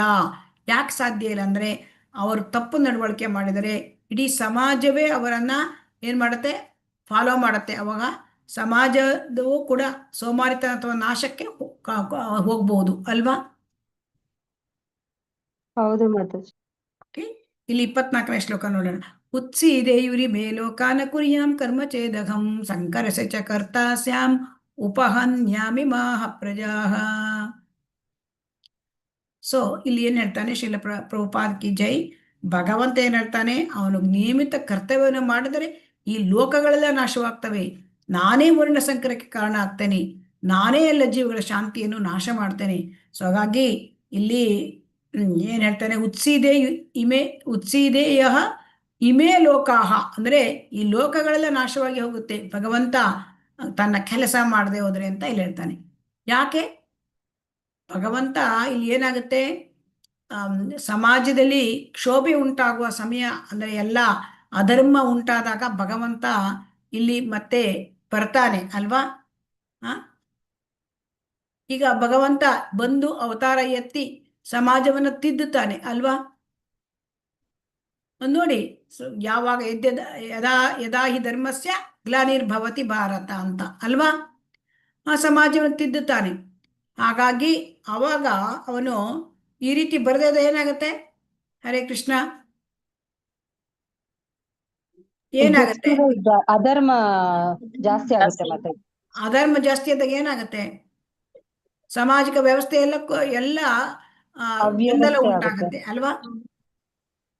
ಅವಾಗೆಲ್ಲ ವರ್ಣ ಸಂಕರ, ಸಮಾಜದ ಶಾಂತಿ ಕಲಕುತ್ತೆ, ಎಲ್ಲ ರೀತಿಯಾದ ತೊಂದರೆಗಳು ಉಂಟಾಗತ್ತೆ. ಸೊ ಹಾಗಾಗಿ ಭಗವಂತನಿಗೆ ಕೆಲಸ ಇಲ್ಲ, ಆದರೂ ಕೂಡ ಅವನು ತುಂಬಾ ಜಾಗರೂಕತೆಯಿಂದ, ನೋಡಿ ಇಲ್ಲಿ ಹೇಳ್ತಾನೆ, ತುಂಬಾ ಜಾಗರೂಕತೆಯಿಂದ ಮಾಡ್ತಾನಂತೆ. ಸೊ ಹಾಗಾಗಿ ನಾನು ನಿಯಮಿತ ಕರ್ತವ್ಯವನ್ನು ಮಾಡದಿದ್ದರೆ ಈ ಲೋಕಗಳೆಲ್ಲ ನಾಶವಾಗಿ ಹೋಗುತ್ತದೆ. ಸೊ ಹಾಗಾಗಿ ಒಬ್ಬ ವ್ಯಕ್ತಿ, ರಾಜನಾಗಲಿ ದೇಶದ ನಾಯಕನಾಗಲಿ, ಜವಾಬ್ದಾರಿಯನ್ನು ಮಾಡದೆ ಹೋದರೆ ಏನಾಗುತ್ತೆ, ಅಲ್ಲಿ ತೊಂದರೆ ಉಂಟಾಗತ್ತೆ. ಅದೇ ರೀತಿ ಇಲ್ಲಿ ಭಗವಂತ ತನ್ನ ಸ್ಥಾನವನ್ನ ಹೇಳ್ತಾ ಇದ್ದಾನೆ. ಸೊ ಹಾಗಾಗಿ ನಾವು ಭಗವಂತ ಬಂದಾಗ ಗೋವರ್ಧನ ಗಿರಿಯನ್ನು ಎತ್ತಿದ, ಸೊ ಹಾಗೆ ನಮಗೆ ಮಾಡ್ಲಿಕ್ಕಾಗತ್ತಾ? ಇಲ್ಲ. ನಾವು ಭಗವಂತನನ್ನು ಅನುಕರಿಸಬಾರದು, ನಾವು ಅನುಸರಿಸಬೇಕು. ಇಲ್ಲಿ ಇನ್ನೊಂದು ಉದಾಹರಣೆಯನ್ನು ಕೂಡ ಹೇಳ್ತಾನೆ, ಭಗವಂತನ ಅಥವಾ ಅವನಿಂದ ಅಧಿಕಾರ ಪಡೆದ ಸೇವಕರ ಉಪದೇಶಗಳನ್ನು ಅನುಸರಿಸಬೇಕು. ಅಂದರೆ ಭಗವಂತನ ಮತ್ತು ಅವನ ಭಗವದ್ ಭಕ್ತರ ಉಪದೇಶಗಳನ್ನು ನಾವು ಅನುಸರಿಸಬೇಕು, ಅವರನ್ನ ಅನುಕರಿಸಬಾರದು. ಶಿವನನ್ನ ಅನುಕರಿಸಿ ಸಮುದ್ರವನ್ನು ಕುಡಿಯಲು ಪ್ರಯತ್ನಿಸಬಾರದು. ಶಿವ ಅಂದ್ರೆ ಇಲ್ಲಿ ವೈಷ್ಣವಾನಾಂ ಯಥಾಶಂಭೋ, ತುಂಬಾ ಒಳ್ಳೆಯ ವೈಷ್ಣವ ಭಕ್ತ, ಶುದ್ಧ ಭಕ್ತ. ಸೊ ಅವರನ್ನು ಕೂಡ ನಾವು ಅನುಕರಿಸಬಾರದು, ಅನುಸರಿಸಬೇಕು. ಇಲ್ಲಿ ಶಿವ ಅವನು ವಿಷವನ್ನು ಕುಡಿದಂತ ನಾವು ವಿಷ ಕುಡಿಲಿಕ್ಕಾಗತ್ತಾ? ಹರೇ ಕೃಷ್ಣ, ಇಲ್ಲ ಮಾತಾಜಿ, ಆಗಲ್ಲ. ಅದೇ ರೀತಿ ನಾವು ಭಗವಂತ ರಾಸಲೀಲೆ ಆಡಿದ ಅಂತ ಎಲ್ಲರೂ ಮಾಡ್ಲಿಕ್ಕಾಗತ್ತಾ? ಹರಿ ಕೃಷ್ಣ. ಇಲ್ಲ ಭಗವಂತ ಇಲ್ಲ 14,108 ಮದುವೆ ಮಾಡ್ಕೊಂಡ, ನಮ್ಗಾಗತ್ತಾ? ಆಗಲ್ಲ ಮಾತಾಜಿ. ಇಲ್ಲ ಹಾಗಾಗಿ ಯಾಕೆಂದ್ರೆ ಎಲ್ಲರಿಗೂ ಕೂಡ ಅವನು ವಜ್ರ ವೈಡೂರ್ಯದ ಮನೆ ಕಟ್ಕೊಟ್ಟಿದ್ದಾನೆ 16,108 ಜನ ರಾಣಿಯರಿಗೆ. ಆಗತ್ತಾ? ಇಲ್ಲ. ಸೊ ಹಾಗಾಗಿ ನಾವು ಭಗವಂತನ ಅನುಕರಣೆ ಮಾಡಬಾರದು, ಅನುಸರಿಸಬೇಕು ಭಗವಂತನ ಮತ್ತು ಭಗವದ್ ಭಕ್ತರ. ಸಕ್ತಾಹ ಕರ್ಮಣಿ ಅವಿದ್ವಾಂಸೋ ಯಥಾ ಕುರ್ವಂತಿ ಭಾರತ ಕುರ್ಯಾದ್ ವಿದ್ವಾಂಸತಃ ಸಕ್ತ ಚಿಕೀರ್ಷುರ್ ಲೋಕ ಸಂಗ್ರಹಂ. ಅಂದರೆ ಇಲ್ಲಿ ಏನ್ ಹೇಳ್ತಾರೆ ಅಂತಂದ್ರೆ, ನೋಡಿ, ಅಜ್ಞಾನಿಗಳಾದವ್ರು ಏನ್ ಮಾಡ್ತಾರೆ? ಫಲಾಪೇಕ್ಷಿತ ಕರ್ಮ ಮಾಡ್ತಾರೆ ಅಲ್ವಾ? ಅಜ್ಞಾನಿಗಳು ಯಾವ ತರ ಕೆಲಸ ಮಾಡ್ತಾರೆ? ಯಾವುದೇ ಕೆಲಸ ಮಾಡಿದ್ರು ನನಗೇನ್ ಲಾಭ, ನನಗೇನ್ ಸಿಗುತ್ತೆ, ಇದನ್ನ ಮಾಡೇ ಮಾಡ್ತಾರೆ ಅಲ್ವಾ? ಹರೇ ಕೃಷ್ಣ. ಹೌದು ಮಾತಾಜಿ. ಹೌದು. ಫಲದ ಮೇಲೆ ಕಣ್ಣಿಟ್ಟು ತೀವ್ರವಾದ ಆಸಕ್ತಿಯಿಂದ ಕೆಲಸ ಮಾಡ್ತಾರೆ. ಆದರೆ ಇಲ್ಲಿ ವಿದ್ವಾಂಸರು ಅಂದ್ರೆ ಕೃಷ್ಣ ಪ್ರಜ್ಞಾವಂತರು ಏನ್ ಮಾಡ್ತಾರೆ? ಅನಾಸಕ್ತಿಯಿಂದ, ಆಸಕ್ತಿ ಇಲ್ಲದೆ, ಯಾವುದರಲ್ಲಿ ಆಸಕ್ತಿ ಇಲ್ಲ? ಕರ್ಮಫಲದಲ್ಲಿ ಆಸಕ್ತಿ ಇಲ್ಲ. ಆದರೆ ಜನಸಾಮಾನ್ಯರನ್ನು ಅವರು ಯೋಗ್ಯ ಮಾರ್ಗದಲ್ಲಿ ಕರೆದೊಯ್ಯಲಿಕ್ಕೆ ಕರ್ಮ ಮಾಡಬೇಕು ಅಂತ ಭಗವಂತ ಹೇಳ್ತಾ ಇದ್ದಾನೆ. ಸೊ ಕೃಷ್ಣ ಪ್ರಜ್ಞೆ ಇರುವವನು, ಕೃಷ್ಣ ಪ್ರಜ್ಞೆ ಇಲ್ಲದವರಿಗೂ ವ್ಯತ್ಯಾಸವನ್ನು ನಾವಿಲ್ಲಿ ತಿಳ್ಕೊಳ್ಬಹುದು. ಸೊ ಅಜ್ಞಾನಿ ಏನ್ ಮಾಡ್ತಾನೆ? ತನ್ನ ಇಂದ್ರಿಯ ತೃಪ್ತಿಗಾಗಿ ಕೆಲಸ ಮಾಡ್ತಾನೆ. ಆದರೆ ಭಗವಂತನ ಭಕ್ತ ಕೃಷ್ಣನ ಇಂದ್ರಿಯ ತೃಪ್ತಿಗಾಗಿ ಕೆಲಸ ಮಾಡ್ತಾನೆ. ಸೊ ಈಗ ನಾವು ಹೇಗೆ ಕೆಲಸ ಮಾಡಬೇಕು ಕರ್ಮ ಬಂಧನಕ್ಕೆ ಸಿಗದೆ ಅಂತ ಅದನ್ನ ತೋರಿಸ್ಲಿಕ್ಕಾಗಿ ಅದನ್ನ ಭಕ್ತ ನಮಗೆ ಕೆಲಸವನ್ನ ಮಾಡಿ ತೋರಿಸ್ತಾನೆ. ಹಾಗಾಗಿ ಇಲ್ಲಿ ಭಗವದ್ಗೀತೆ ನಮಗೆ ಕೆಲಸ ಬಿಟ್ಟು ಬಿಡ್ಲಿಕ್ಕೆ ಹೇಳೋದಿಲ್ಲ. ಇಲ್ಲಿ ಕೆಲಸದ ಹಿಂದೆ ಇರ್ತಕ್ಕಂಥ ಆ ಸ್ವಾರ್ಥದ ಆ ಫಲ ಅದನ್ನ ನಾವು ಬಿಡಬೇಕು ಅಂತ ಹೇಳುತ್ತೆ. ಸೊ ಹಾಗಾಗಿ ಇಲ್ಲಿ ನಿಷ್ಕಾಮ ಕರ್ಮವನ್ನು ಮಾಡುವಂತ ಭಗವದ್ಗೀತೆ ನಮಗೆ ಸೂಚಿಸುತ್ತದೆ. ಶ್ಲೋಕ 26. ನ ಬುದ್ಧಿ ಭೇದಂ ಜನಯೇದ್ ಅಜ್ಞಾನಾಂ ಕರ್ಮ ಸಂಗಿನಾಂ ಜೋಷಯೇತ್ ಸರ್ವ ಕರ್ಮಾಣಿ ವಿದ್ವಾನ್ ಯುಕ್ತ ಸಮಾಚರನ್. ಹರೇ ಕೃಷ್ಣ. ಮಾತಾಜಿ ಅಟೆಂಡೆನ್ಸ್ ನೋಟ್ ಮಾಡ್ಕೊಳ್ಳಿ. ಹರೇ ಕೃಷ್ಣ. ಹರೇ ಕೃಷ್ಣ ಮಾತಾಜಿ. ಈಗ ನೋಡಿ 15 ಮೆಂಬರ್ಸ್ ಅಷ್ಟೇ, 14 ಮೆಂಬರ್ಸ್ ಅಷ್ಟೇ ಇದ್ದಾರೆ. ಮತ್ತೆ ಅವ್ರ ಕೊನೆಗೆ ಬರ್ತಾರೆ ಅಟೆಂಡೆನ್ಸ್. ಇದನ್ನ ಹೌದು ಮಾತಾಜಿ. ಬರ್ತಾ ಮಾಡ್ಕೊಳ್ಳಿ. ಬರ್ತಾ ಜಾಸ್ತಿ ಆಗ್ತಾರೆ ಮಾತಾಜಿ. ಅಲ್ಲ, ಜಾಸ್ತಿ ಆದ್ರೆ ಅದನ್ನ ನೋಟ್ ಮಾಡ್ಕೊಳ್ಳಿ, ಯಾಕೆಂದ್ರೆ ಲೇಟ್ ಕಮ್ಮರ್ಸು ಅಂದ್ರೆ ಅದಕ್ಕೆಲ್ಲ ಮಾರ್ಕ್ಸ್ ಇರುತ್ತೆ ಮಾತಾಜಿ. ಇದನ್ನ ಸ್ಕ್ರೀನ್ ಶಾಟ್ ತಗೋಬಿಡ್ಲಾ ಮಾತಾಜಿ? ಮತ್ತೆ ಹೌದು, ಸ್ಕ್ರೀನ್ ಶಾಟ್ ತಗೊಳ್ಳಿ. ಯಾರು ಇರೆಗ್ಯುಲರ್ ಇದ್ದಾರೆ ಅವ್ರು ನಮ್ಗೆ ರಿಪೋರ್ಟಿಂಗ್ ಆ ತರ ಹೇಳ್ಬೇಕಾಗತ್ತೆ.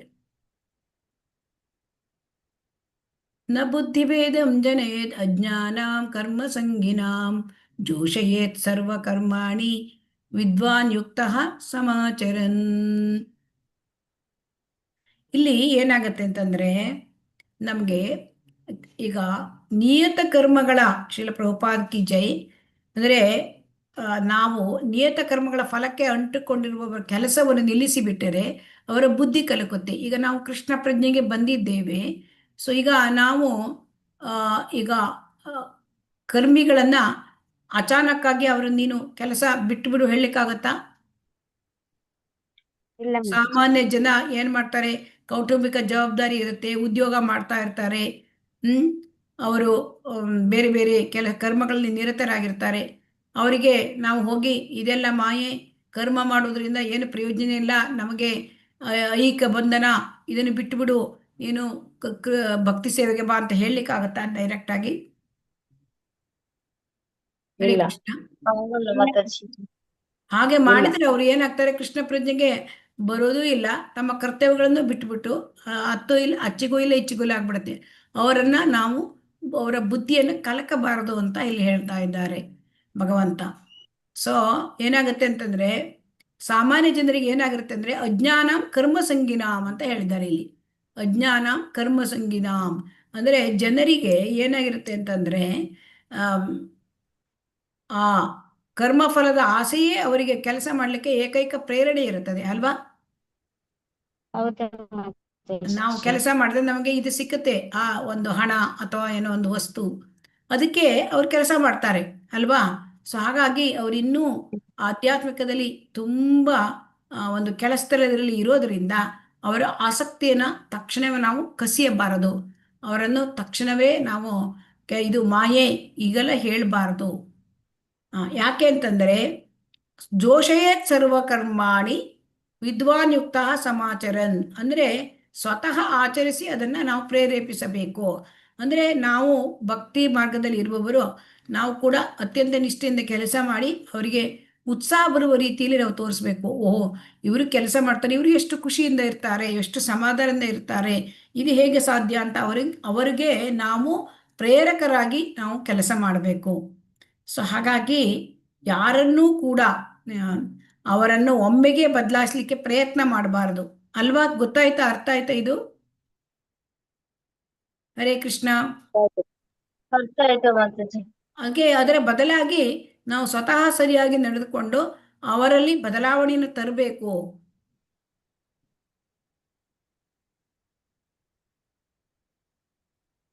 ನೋಡಿ, ಅಜ್ಞಾನಿಯಾದವನ ಚಟುವಟಿಕೆಗಳಿಗೆ ಭಂಗ ತರಬಾರದು. ಒಬ್ಬವನು ಭೌತಿಕದಲ್ಲಿ ಕೆಲಸ ಮಾಡ್ತಾ ಇರ್ತಾನೆ, ಅಂಥವರಿಗೆ ನಾವು ಭಂಗ ತರಬಾರದು. ಆದರೆ ಅವರಿಗೆ ನಾವು ಕೃಷ್ಣ ಪ್ರಜ್ಞೆ ಹೇಗೆ ಕೊಡುವುದು? ಸ್ವಲ್ಪ ಮಟ್ಟಿಗೆ ಬೆಳೆದ ಕೃಷ್ಣ ಪ್ರಜ್ಞೆ ಮನುಷ್ಯನು ಇತರ ವೈದಿಕ ನಿಯಮಗಳಿಗೆ ಕಾಯದೆ ನೇರವಾಗಿ ಭಕ್ತಿ ಸೇವೆ ತೊಡಗಬಹುದು. ಆದರೆ ಇವರಿಗೆ ಏನು ಮಾಡಬೇಕು? ಅಂಥವರಿಗೆ ನಾವು ಯಾವ ರೀತಿ ಅವರನ್ನು ಭಕ್ತಿಗೆ ತರಬೇಕು? ಹರೇ ಕೃಷ್ಣ. ಅವರಿಗೆ ಹರಿನಾಮ ಕೊಡಬೇಕು, ಜಪ ಮಾಡಿ ಹೇಳಬೇಕು, ಪ್ರಸಾದ ಸೇವನೆ ಮಾಡಿ ಪ್ರಸಾದ ಕೊಡಬೇಕು. ಆಮೇಲೆ ದೇವಸ್ಥಾನಗಳಿಗೆ ಬನ್ನಿ, ಅವರ ದೇವಸ್ಥಾನದ ಕೀರ್ತನೆ ಪ್ರಸಾದ ಇದನ್ನ ತೆಗೆದುಕೊಳ್ಳಬೇಕು. ಈ ರೀತಿ ಎಲ್ಲ ಅವರಿಗೆ ನಾವು ತಿಳಿಸ್ಬೋದು ಅಲ್ವಾ? ಹರೇ ಕೃಷ್ಣ. ಭಗವದ್ಗೀತೆಯ ತರಗತಿಗೆ ಬನ್ನಿ, ಈ ಥರದಿಂದ ಅವರನ್ನು ಭಕ್ತಿಗೆ ನಾವು ತರಬೇಕು. ಅದು ಬಿಟ್ಟು ಅವರನ್ನ ನಾವು ಒಮ್ಮೆಗೆ ನೀನು ಮಾಡುವ ಕೆಲಸ ಎಲ್ಲ ಮಾಯೆ, ಬಿಟ್ಟು ಬಿಡು, ಇದನ್ನು ಹೇಳಲಿಕ್ಕೆ ಬರೋದಿಲ್ಲ. ಹರೇ ಕೃಷ್ಣ. ಇದು ಅರ್ಥ ಆಯ್ತಾ? ಶ್ಲೋಕ 27. ಪ್ರಕೃತಿ ಕ್ರಿಯಮಾಣಾನಿ ಗುಣೈ ಕರ್ಮಾಣಿ ಸರ್ವಶಃ ಅಹಂಕಾರ ವಿಮೂಢಾತ್ಮ ಕರ್ತ ಅಹಮಿತಿ ಮನ್ಯತೆ. ಅಂದರೆ ಈಗ ಇಲ್ಲಿ ಏನು ಹೇಳ್ತಾ ಇದ್ದಾರೆ ಅಂದರೆ, ಈಗ ಎಲ್ಲ ಕೆಲಸಗಳನ್ನು ಪ್ರಕೃತಿಯೇ ಮಾಡ್ಕೊಂಡು ಹೋಗ್ತದೆ ಅಂತ ಹೇಳ್ತಾರೆ. ಯಾಕೆಂದರೆ ಪ್ರಕೃತಿಯ 3 ಗುಣಗಳೇ ಎಲ್ಲ ಕೆಲಸವನ್ನು ಮಾಡ್ಕೊಂಡು ಹೋಗ್ತಾನೆ, ಆದರೆ ನಾವು ಮಾಡ್ಕೊಂಡು ಹೋಗುತ್ತವೆ. ಆದರೆ ಅಹಂಕಾರದಲ್ಲಿ ಮೂಢನಾಗಿರ್ತಕ್ಕಂಥವನು ಅವನು ಏನ್ ತಿಳಿತಾನೆ? ನಾನೇ ಕೆಲಸ ಮಾಡಿದ್ದೀನಿ ಅಂತ ತಿಳಿತಾನೆ ಅಲ್ವಾ? ಇಲ್ಲಿ ಯಾಕೆ ಅಂತಂದ್ರೆ ದೇಹ ಇದು ನಾನು ಅಂತಂದ್ರೆ ನಾನು ದೇಹ ಅಲ್ಲ, ನಾನು ಆತ್ಮ. ಸೊ ಹಾಗಾಗಿ ನಾನು ಆತ್ಮ ಕೆಲಸ ಮಾಡ್ಕೊಂಡು ಹೋಗುವುದಿಲ್ಲ. ಅಲ್ಲಿ ಏನಾಗುತ್ತೆ? ಗುಣಗಳೇ ಕೆಲಸ ಮಾಡ್ಕೊಂಡು ಹೋಗುತ್ತೆ. ಸೊ ಹಾಗಾಗಿ ಈ ರೀತಿಯಾಗಿ ಈಗ ಜನಸಾಮಾನ್ಯರು ಏನ್ ತಿಳ್ಕೊಳ್ತಾರೆ ಭೌತಿಕ ಜಗತ್ತಲ್ಲಿ? ನಾನೇ ಸ್ವತಂತ್ರ, ನಾನೇ ಕೆಲಸ ಮಾಡಿದ್ದೇನೆ, ನಾನೇ ಎಲ್ಲವನ್ನ ಮಾಡಿದ್ದೇನೆ, ಈ ಥರವಾಗಿ ಹೇಳ್ತಾನೆ. ಆದರೆ ಇಲ್ಲಿ ಭಗವದ್ಗೀತೆ ಏನು ಹೇಳ್ತಾರೆ? ಪ್ರತಿಯೊಬ್ಬನೂ ಕೆಲಸಗಳನ್ನ ಎಲ್ಲರೂ ಮಾಡುವ ಕೆಲಸ ಇದೆಯಲ್ಲ, ಅದು ಭೌತಿಕ ಗುಣಗಳೇ ಮಾಡ್ಕೊಂಡಿರ್ತಾನೆ. ಅವನು ಯಾವ ಗುಣದಲ್ಲಿದ್ದಾನೆ ಆ ಗುಣದ ಪ್ರಕಾರ ಮಾಡ್ಕೊಂಡು ಹೋಗ್ತಾರೆ. ಸೊ ಹಾಗಾಗಿ ಅಂದ್ರೆ ಕೃಷ್ಣ ಪ್ರಜ್ಞೆಯಲ್ಲಿ ಇರುವವನು ಮತ್ತು ಐಹಿಕ ಪ್ರಜ್ಞೆಯಲ್ಲಿ ಇರುವವನು ಕೆಲಸ ಮಾಡ್ತಾರೆ ಇಬ್ರು. ಆದರೆ ಅಲ್ಲಿ ವ್ಯತ್ಯಾಸ ಇದೆ. ಐಹಿಕ ಪ್ರಜ್ಞೆಯಲ್ಲಿರುವ ಮನುಷ್ಯ ತಾನೇ ಅಲ್ಲಿ ಕೆಲಸ ಮಾಡುವನು ಅಂತ ನಂಬಿರ್ತಾನೆ. ಆದರೆ ಭಗವಂತನ ಭಕ್ತನಿಗೆ ಏನ್ ಗೊತ್ತಿರುತ್ತೆ? ಭಗವಂತನ ಮೇಲ್ವಿಚಾರಣೆಯಲ್ಲಿ ಪ್ರಕೃತಿ ಕೆಲಸ ಮಾಡ್ತಾ ಇದೆ, ತಾನು ಮಾಡ್ತಾ ಇಲ್ಲ. ಸೊ ಹಾಗಾಗಿ ಇಲ್ಲಿ ಅವನು ದೇಹದ ಭಾವನೆಯಲ್ಲಿ ಇಲ್ಲಿ ಸಾಮಾನ್ಯ ಮನುಷ್ಯ ಕೆಲಸ ಮಾಡ್ತಾನೆ, ಅಂದ್ರೆ ಬದ್ಧಾತ್ಮ. ಆದರೆ ಭಗವಂತನ ಚಟುವಟಿಕೆಯಲ್ಲಿ ಕೃಷ್ಣ ಪ್ರಜ್ಞೆಯಲ್ಲಿ ಇರುವವನು ಭಗವಂತನ ಸೇವೆಯಲ್ಲಿ ಕೆಲಸ ಮಾಡ್ತಾನೆ, ಅಂದ್ರೆ ಆತ್ಮದ ಚಟುವಟಿಕೆಗಳನ್ನು ಮಾಡ್ತಾನೆ. ಸೊ ಹಾಗಾಗಿ ಇಲ್ಲಿ ಏನಾಗಿರುತ್ತೆ? ಆ ಬದ್ಧಾತ್ಮನಿಗೆ ಅಹಂಕಾರ ಬರ್ತದೆ. ಯಾಕೆ? ನಾನು ಮಾಡ್ತಾನೆ ಅಂತ. ಯಾಕೆ ಅಹಂಕಾರ ಬರ್ತದೆ ಅಂದರೆ ಅವನು ಕೃಷ್ಣನನ್ನು ಮರೆತಿದ್ದಾನೆ. ಸೊ ಆದ್ದರಿಂದ ಅಜ್ಞಾನಿಯು ಭಗವಂತನಿಗೆ, ದೇವೋತ್ತಮ ಪರಮಪುರುಷನಿಗೆ ಅಥವಾ ಋಷಿಕೇಶ ಅಥವಾ ಐಹಿಕ ಶರೀರದ ಪ್ರಭು, ಇಂದ್ರಿಯಗಳ ಪ್ರಭು ಎನ್ನುವುದನ್ನು ಅವನು ಮರೆತು ಬಿಡುತ್ತಾನೆ. ಇದನ್ನ ನೆನಪಿಟ್ಕೋಬೇಕು. ಸೊ ಹಾಗಾಗಿ ಇಲ್ಲಿ ಶ್ರೀಲ ಪ್ರಭುಪಾದರು ಏನು ಹೇಳ್ತಾ ಇದ್ದಾರೆ ಅಂತಂದ್ರೆ, ನಮಗೆ ಭಗವಂತನನ್ನು ಮರೆತಿರೋದರಿಂದ ಈ ಎಲ್ಲ ನಾನೇ ಮಾಡ್ತೇನೆ ಅಂತ ಹೇಳ್ತಾ ಇದ್ದಾರೆ. ಸೊ ಹಾಗಾಗಿ ಅಜ್ಞಾನಿಯಾದವನು ಈಗ ಪ್ರಕೃತಿಯ ನಿಯಮದ ಅಡಿಗೆ ಅವನು ಆ, ಆ, ನಿಯಮದ ಅಡಿಯಲ್ಲಿ ಇರ್ತಾನೆ, ಆದರೆ ಅವನಿಗೆ ಗೊತ್ತಿರೋದಿಲ್ಲ. ಸೊ ಹಾಗಾಗಿ ಅವನು ತನ್ನ ಈ ಭಕ್ತನಿಗೆ ಇದು ಗೊತ್ತಿರುತ್ತೆ. ಸೊ ಹಾಗಾಗಿ ಅವನು ಭಕ್ತಿ ಸೇವೆಯಲ್ಲಿ ತೊಡಗ್ತಾನೆ. ಆದರೆ ಅಭಕ್ತನಾದವನು ಅಹಂಕಾರದಿಂದ ನಾನೇ ಮಾಡ್ತೇನೆ ಅಂತ ಹೇಳಿ ಭಗವಂತನನ್ನು ಮರಿತಾನೆ. ಸೊ ಹಾಗಾಗಿ ಅವನು ಈ ಒಂದು ಹುಟ್ಟು ಸಾವಿನ ಚಕ್ರದಲ್ಲಿ ಸಿಕ್ಕಾಕೊಂಡ್ಬೀಳ್ತಾನೆ. ಇದು ಅರ್ಥ ಆಯ್ತಾ ಹರೇ ಕೃಷ್ಣ? ಇದು ತುಂಬಾ ಮುಖ್ಯವಾದ ಶ್ಲೋಕ. ಪ್ರಕೃತಿಯ ಕ್ರಿಯಮಾಣಾನಿ ಗುಣೈ ಕರ್ಮಾಣಿ ಸರ್ವಶಃ ಅಹಂಕಾರ ವಿಮೂಢಾತ್ಮ ಕರ್ತಾಹಮಿತಿ ಮನ್ಯತೆ.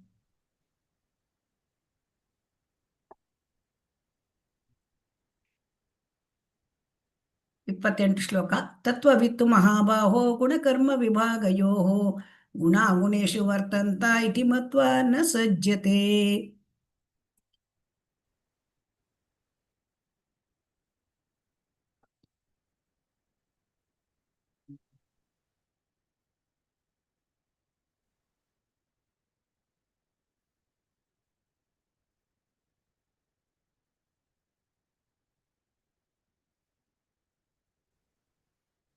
ಇಲ್ಲಿ ಏನಂತಂದ್ರೆ, ಭಕ್ತನಾದವನು ಭಗವಂತನನ್ನ ತಿಳ್ಕೊಂಡಿರ್ತಾನೆ. ಸೊ ಹಾಗಾಗಿ ಅವನು ಇಂದ್ರಿಯ ತೃಪ್ತಿಯ ಕೆಲಸದಲ್ಲಿ ಅವನು ತೊಡಗುವುದಿಲ್ಲ. ತೊಡಗ್ತಾನ ಹರೇ ಕೃಷ್ಣ ಭಕ್ತನಾದವನು? ಇಲ್ಲ ಮಾತಾಜಿ. ಇಲ್ಲ, ಇಲ್ಲ. ಭಗವಂತನ ಇಂದ್ರಿಯ ತೃಪ್ತಿಗೆ ಕೆಲಸವನ್ನು ಮಾಡ್ತಾನೆ. ಸೊ ಭಗವಂತನನ್ನು ತಿಳಿದವನು ಅವನು ತತ್ವವಿತ್. ತತ್ವವಿತ್ ಅಂದ್ರೆ ಭಗವಂತನನ್ನು ತಿಳಿದವನು. ತತ್ವವಿತ್ ಅಂದ್ರೆ ಅವನಿಗೆ ಭಗವಂತ ಯಾರು, ಪ್ರಕೃತಿ ಯಾರು, ಆಮೇಲೆ ಜೀವಾತ್ಮ ಏನು, ಅವುಗಳ ನಡುವೆ ಏನು ಸಂಬಂಧ ಇದೆ, ಇದೆಲ್ಲ ಗೊತ್ತಿರುತ್ತೆ. ಸೊ ಹಾಗಾಗಿ ಅವನಿಗೆ ಗೊತ್ತು ತಾನು ಭಗವಂತನ ನಿತ್ಯ ಸೇವಕ, ತಾನು ಒಂದು ಆಧ್ಯಾತ್ಮಿಕ ಕಿಡಿ. ಸೊ ಇದೆಲ್ಲ ಗೊತ್ತಿರುತ್ತೆ. ಸೊ ಆದ್ದರಿಂದ ಅವನು ಇಂದ್ರಿಯ ತೃಪ್ತಿಯ ಕೆಲಸದಲ್ಲಿ ಅವನು ತೊಡಗುವುದಿಲ್ಲ ಅಂತ ಇದನ್ನೇ ಹೇಳ್ತಾ ಇದ್ದಾರೆ. ಸೊ ಹಾಗಾಗಿ ಅವನು ಐಹಿಕ ಚಟುವಟಿಕೆಗಳಲ್ಲಿ ತೊಡಗೋದಿಲ್ಲ.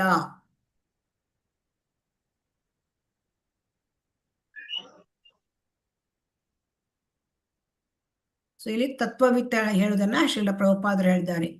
ಅವನಿಗೆ ತತ್ವವಿತ್ತ ಅಂದ್ರೆ ಅವನಿಗೆ ಅಂದ್ರೆ ಭಗವಂತ ಯಾರು, ತತ್ವವಿತ್ತ ಅಂದ್ರೆ ಪರಮ ಸತ್ಯವನ್ನು ತಿಳಿದವನು. ಎಲ್ಲವನ್ನು ದೇವರು ಯಾರು, ಪ್ರಕೃತಿ ಯಾರು ಯಾರು, ಜೀವಾತ್ಮ ಅಂದ್ರೆ ಯಾರು, ತನ್ನ ಅವರ ನಡುವೆ ಏನು ಸಂಬಂಧ, ಇದನ್ನೆಲ್ಲ ಗೊತ್ತಿದೆ ಅವನಿಗೆ. ಮತ್ತು ತಾನು ಭಗವಂತನ ಅಂಶ, ಇದು ಕೂಡ ಗೊತ್ತಿದೆ. ಸೊ ಹಾಗಾಗಿ ಅವನು ಏನ್ ಮಾಡ್ತಾನೆ, ಭಗವಂತನ ಭಕ್ತಿ ಸೇವೆ ಮಾಡ್ತಾನೆ. ಅವನಿಗೆ ಇಂದ್ರಿಯ ಚಟುವಟಿಕೆಯಲ್ಲಿ ಆಸಕ್ತಿ ಇರೋದಿಲ್ಲ. ಹರೇ ಕೃಷ್ಣ. ಇದು ಅರ್ಥ ಆಯ್ತಲ್ಲ ಹರೇ ಕೃಷ್ಣ? ಆಯ್ತು ಮಾತಾಜಿ. ಶ್ಲೋಕ 29. ಪ್ರಕೃತೆ ಗುಣ ಸಮ್ಮೂಢಾಃ ಸಜ್ಜಂತೆ ಗುಣಕರ್ಮಸು ತಾನ ಕೃಷ್ಣವಿದೋ ಮಂದಾನ್ ಕೃಷ್ಣವಿನ್ನ ವಿಚಾಲಯೇತ್. ಆದರೆ ಪ್ರಕೃತಿ ಗುಣಗಳಿಂದ ಮೂಢರಾದ ಅಜ್ಞಾನಿಗಳು ಸಂಪೂರ್ಣವಾಗಿ ಐಹಿಕ ಚಟುವಟಿಕೆಗಳಲ್ಲಿ ತನ್ಮಯರಾಗುತ್ತಾರೆ. ಕೆಲಸ ಮಾಡುವವರ ಅಜ್ಞಾನದಿಂದ ಈ ಕರ್ತವ್ಯಗಳು ಕೆಳಮಟ್ಟವಾದವರು ವಿವೇಕಿಗಳು ಅವರನ್ನು ವಿಚಲಗೊಳಿಸಲು ಪ್ರಯತ್ನಿಸಬಾರದು. ಇಲ್ಲೇನಾಗ್ತದೆ ಹರೇ ಕೃಷ್ಣ, ಈ ಪ್ರಕೃತಿ ಗುಣಗಳಿಂದ ಅವರು ಮೂಢರಾಗಿರ್ತಾರೆ. ಈ ಬದ್ಧಾತ್ಮರು ಅವ್ರು ಏನ್ ಮಾಡ್ತಾರೆ, ಸಂಪೂರ್ಣವಾಗಿ ತಮ್ಮನ್ನು ಭೌತಿಕ ಚಟುವಟಿಕೆಗಳಲ್ಲಿ ಅವರು ದೇಹ ಭಾವನೆಯಲ್ಲಿ ಮಾಡ್ತಾರೆ. ಅಂದ್ರೆ ಅವರನ್ನ ನಾವು ಕಲಕಬಾರದು. ಇದನ್ನು ಮತ್ತೆ ಹೇಳ್ತಾ ಇದ್ದಾರೆ ಅಲ್ವಾ, ಹಿಂದೆ ಹೇಳಿದನ್ನೇ ಹೇಳ್ತಾ ಇದ್ದಾರೆ ಅಲ್ವಾ ಹರೇ ಕೃಷ್ಣ. ದೈಹಿಕ ಪ್ರಜ್ಞೆಗೆ ಅತಿಯಾಗಿ ಅಂಟಿಕೊಂಡಿರುವವರನ್ನು ಆತ್ಮದ ಅರಿವಿಲ್ಲದ ಸೋಮಾರಿ ಎಂದು ಕರೆಯುತ್ತಾರೆ. ಶ್ರೀಲ ಪ್ರಭುಪಾದರು ಹೇಳ್ತಾರೆ, ಅವನು ಭಗವಂತನ ಬಗ್ಗೆ ಆತ್ಮದ ಬಗ್ಗೆ ಅರಿವಿಲ್ಲ, ಅವರು ಸೋಮಾರಿ. ಆತ್ಮದ ಬಗ್ಗೆ ಅರಿವನ್ನು ಮಾಡ್ಕೊಳ್ಳದಿದ್ರೆ ನಾವು ಏನಾಗ್ತೇವೆ ಹರೇ ಕೃಷ್ಣ? ಶ್ರೀಲ ಪ್ರಭುಪಾದರು ಏನ್ ಕರೀತಾರೆ? ಜ್ಞಾನಿ. ಅಜ್ಞಾನಿಗಳು, ಸೋಮಾರಿ ಅಂತ ಕರೀತಾ ಇದ್ದಾರೆ. ಮಂದ ನೋಡಿ, ಆ ದೈಹಿಕ ಪ್ರಜ್ಞೆಗೆ ಅತಿಯಾಗಿ ಅಂಟಿಕೊಂಡಿರುವವನು ಮಂದ ಅಥವಾ ಆತ್ಮದ ಅರಿವಿಲ್ಲದ ಸೋಮಾರಿ ಎಂದು ಕರೆಯುತ್ತಾರೆ. ಸೊ ಅವ್ರೇನ್ ಮಾಡ್ತಾರೆ, ದೇಹವನ್ನೇ ಆತ್ಮ ಅಂತ ತಿಳ್ಕೊಳ್ತಾರೆ. ಸೊ ಹಾಗಾಗಿ ಅವರು ಇದಕ್ಕೆ ಸಂಬಂಧಪಟ್ಟ ಉಪಾಧಿಗಳು ತಮಗೆ ದೇಹ ಕೊಟ್ಟ ಭೂಮಿ ಪೂಜೆ ಮಾಡ್ತಾರೆ. ದೇಶ, ಇದು ನನ್ನ ದೇಶ, ಇದು ಈ ತರ ಎಲ್ಲ ಐಹಿಕ ಉಪಾಧಿಗಳು. ಸೊ ಹಾಗಾಗಿ ಈ ಸಾಮಾಜಿಕ ಕಾರ್ಯಕ್ರಮ, ಅವ್ರದ್ದೇ ದೇಶ ಸೇವೆ, ಸೋಷಿಯಲ್ ಸರ್ವೀಸು ಇದನ್ನೆಲ್ಲ ಮಾಡ್ತಾರೆ. ಇದು ಈ ಉಪಾಧಿಗಳ ಮೋಡಿಯಲ್ಲಿ ಸಿಕ್ಕು ಅವರು ಯಾವಾಗಲೂ ಐಕ ಕ್ಷೇತ್ರದಲ್ಲಿ ಅವರು ಕಾರ್ಯನಿರತರಾಗಿರ್ತಾರೆ. ನೋಡಿ, ಅವ್ರು ಯಾವಾಗಲೂ ದೇಹ ಭಾವನೆಯಲ್ಲಿ ಯಾವಾಗಲೂ ಏನಾದರೂ ಕೆಲಸ ಮಾಡ್ತಾರೆ. ನನಗೆ ಟೈಮೇ ಇಲ್ಲ ಹೇಳ್ತಾರೆ. ಮತ್ತೆ ಅವ್ರು ಏನು ಹೇಳ್ತಾರೆ, ಆತ್ಮ ಸಾಕ್ಷಾತ್ಕಾರ ಕಟ್ಟುಕತೆ ಅಂತ ಹೇಳ್ತಾರೆ. ಸೊ ಇದರಲ್ಲಿ ಅವರಿಗೆ ಆಸಕ್ತಿ ಇರೋದಿಲ್ಲ. ಸೊ ಹಾಗಾಗಿ ಅಜ್ಞಾನಿಗಳಾದವರು ಕೃಷ್ಣ ಪ್ರಜ್ಞೆಯಲ್ಲಿನ ಚಟುವಟಿಕೆಗಳನ್ನ ಅವರಿಗೆ ಇಷ್ಟ ಆಗುದಿಲ್ಲ. ಯಾಕೆ ಇಷ್ಟ ಆಗುದಿಲ್ಲ ಹರೇ ಕೃಷ್ಣ ಅವರಿಗೆ? ಯಾರಾದ್ರೂ ಹೇಳ್ತೀರಾ ಯಾಕೆ ಇಷ್ಟ ಆಗುದಿಲ್ಲ? ಹರೇ ಕೃಷ್ಣ. ಅಲ್ಲಿ ಯಾವುದೇ ಅವ್ರು ಇಂದ್ರಿಯ ತೃಪ್ತಿಲಿ ಸುಖ ಪಡ್ತಾ ಇರ್ತಾರೆ. ಆದ್ರಿಂದ ಹರೇ ಕೃಷ್ಣ. ಅವರಿಗೆ ಯಾಕೆ ಅವ್ರಿಗೆ ಭಗವಂತನ ಚಟುವಟಿಕೆ ಮೆಚ್ಕೊಳ್ಳೋದಿಲ್ಲ ಅಂದ್ರೆ ಅವರಲ್ಲಿ ಇನ್ನೂ ಪಾಪ ಹೋಗಿರೋದಿಲ್ಲ. ಇದು ಅರ್ಥ ಆಯ್ತಾ? ಈಗ ಮಾತಾಜಿ. ಪಾಪದ ಕರ್ಮ, ಆ ಫಲಗಳು ಅವರಲ್ಲಿ ಹೋಗಿರೋದಿಲ್ಲ. ಆದರೆ ಭಗವಂತನ ಭಕ್ತರು ಭಗವಂತನಿಗಿಂತ ಹೆಚ್ಚು ಕೃಪಾಳುಗಳು. ಸೊ ಅವರಿಗೆ ಗೊತ್ತಿರುತ್ತೆ, ಅವರು ಎಂತಾದರೂ ಅಪಾಯವನ್ನಾದರೂ ಎದುರಿಸಿ ಆದರೂ ಅವರು ಆ ಮಂದಮತಿಗಳನ್ನು ಕೃಷ್ಣ ಪ್ರಜ್ಞೆಯ ಭಕ್ತಿ ಸೇವೆ ಕಾರ್ಯದಲ್ಲಿ ತೊಡಗಿಸ್ತಾರೆ. ಅಂದ್ರೆ ಶಿಲ ಪ್ರಭುಪಾದರಂತವರು ಏನ್ ಮಾಡಿದ್ರು, ಆ ಎಲ್ಲ ಹಿಪ್ಪಿಗಳನ್ನು ಅವರನ್ನು ಕೂಡ ಏನ್ ಮಾಡಿದ್ರು, ಭಗವದ್ ಭಕ್ತರನ್ನಾಗಿ ಮಾಡಿದ್ರು ಅಲ್ವಾ? ಹರೇ ಕೃಷ್ಣ. ಹೌದು ಮಾತಾಜಿ. ಈಗ ಶ್ಲೋಕ 30ಕ್ಕೆ ಹೋಗೋಣ.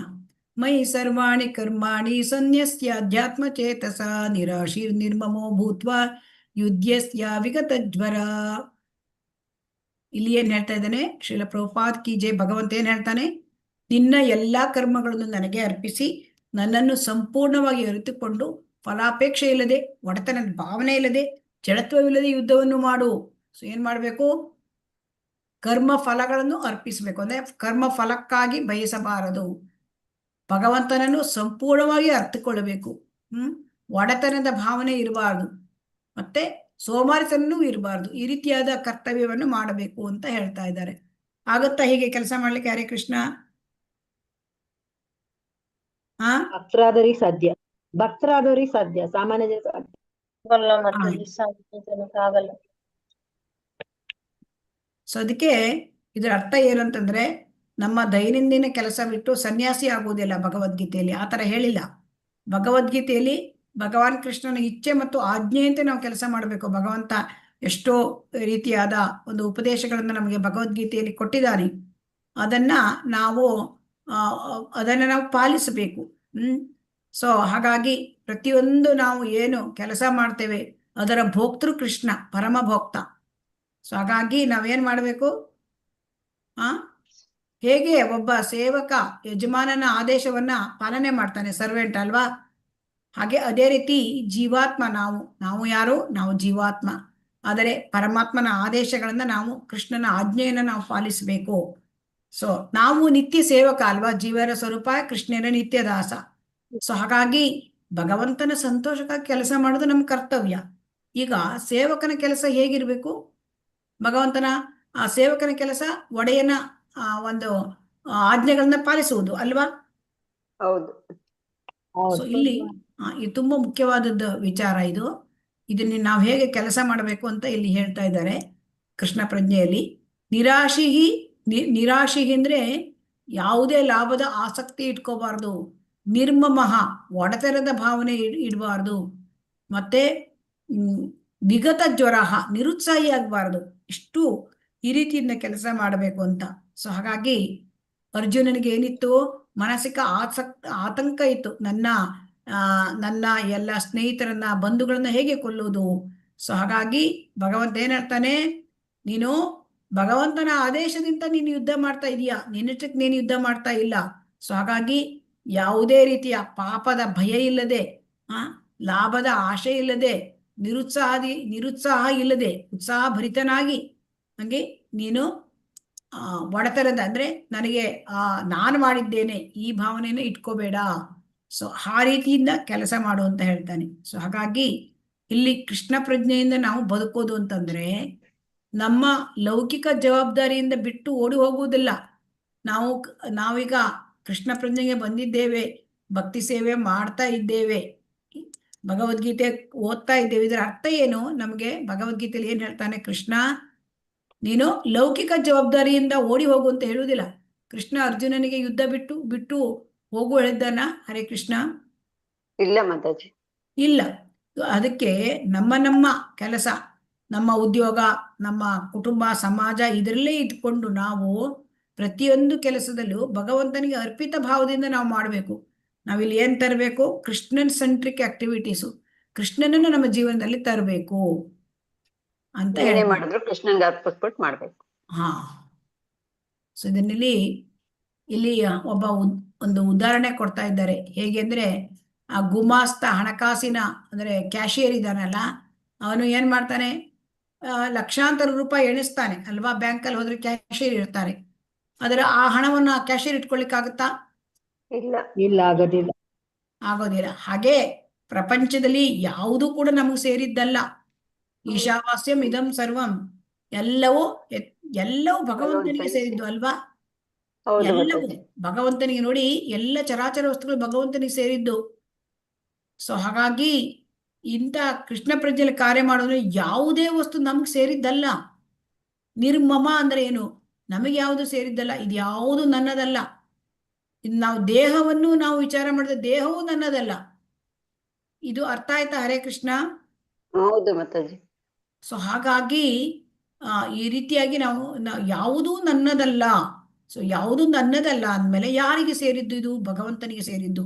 ಹಾಗಾಗಿ ಎಲ್ಲವನ್ನೂ ಭಗವಂತನ ಸೇವೆಯಲ್ಲಿ ತೊಡಗಿಸಬೇಕು. ದೇಹವೂ ನನ್ನದಲ್ಲ, ಸೊ ದೇಹವನ್ನು ಕೂಡ ಭಗವಂತನ ಸೇವೆಯಲ್ಲಿ ತೊಡಗಿಸಬೇಕು.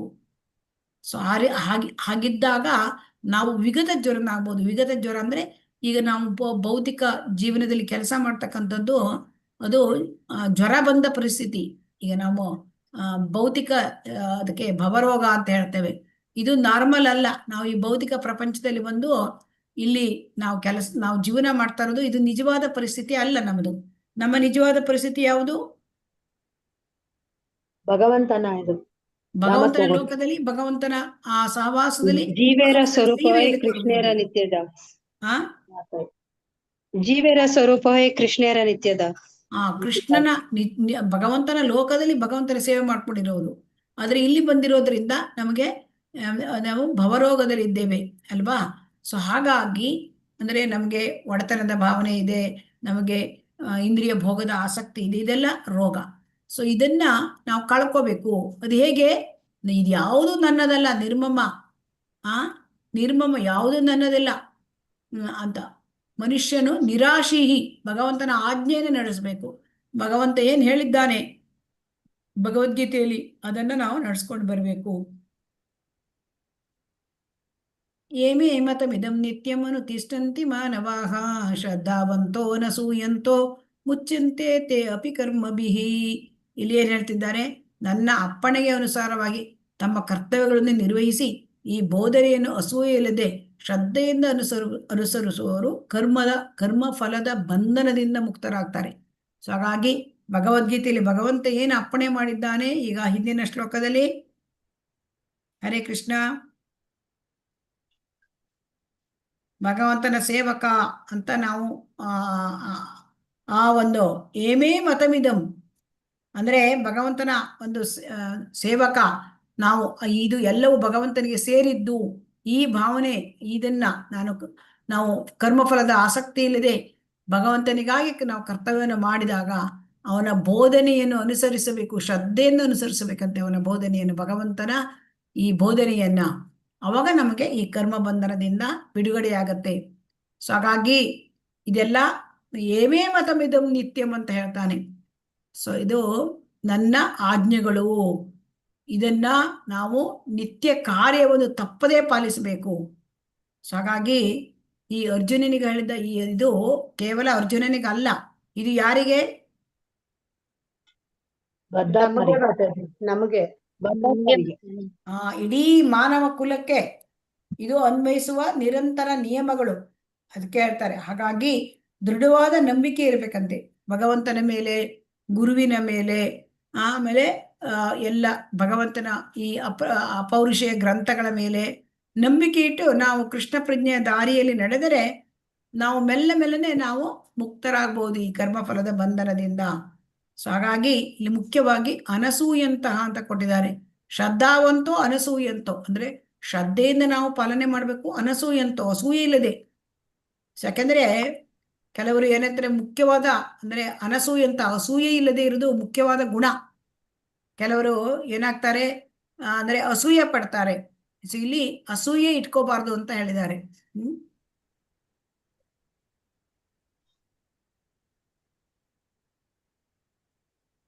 ಈ ರೀತಿ ಭಗವಂತ ಹೇಳಿದ್ದನ್ನ ನಾವು ಪಾಲನೆ ಮಾಡಿದರೆ ಕರ್ಮ ಬಂಧನದಿಂದ ನಾವು ಪಾರಾಗಬಹುದು.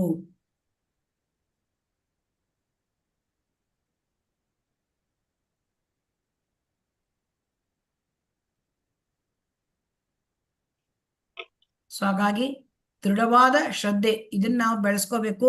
ಮತ್ತೆ ಯಾವುದೇ ಅಸೂಯೆ ಇರೋದು ಇಟ್ಕೋಬಾರ್ದು. ಈ ರೀತಿ ನಾವು ಮಾಡಿಕೊಂಡು ಭಗವಂತನ ಬೋಧನೆಗಳನ್ನ ಅನುಸರಿಸಿದರೆ ನಾವು ಕರ್ಮ ಬಂಧನದಿಂದ ಪಾರಾಗಬಹುದು.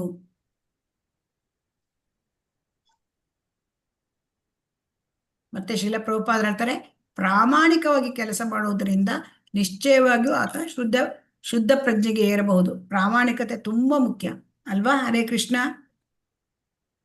ನಾವು ಯಾವುದೇ ವಿಚಾರ ಆಗಲಿ ಪ್ರಾಮಾಣಿಕವಾಗಿ ನಾವು ಇರಬೇಕು. ಶ್ಲೋಕ 32. ಏತವೇತದಭ್ಯಸೂಯಂತೋ ನಾನು ತಿಷ್ಟಂತಿ ಮೇ ಮತಂ ಸರ್ವಜ್ಞಾನ ವಿಮೂಢಾಂಸ್ತಾನ್ ವಿದ್ಧಿ ನಷ್ಟಾನ ಚೇತಸಃ.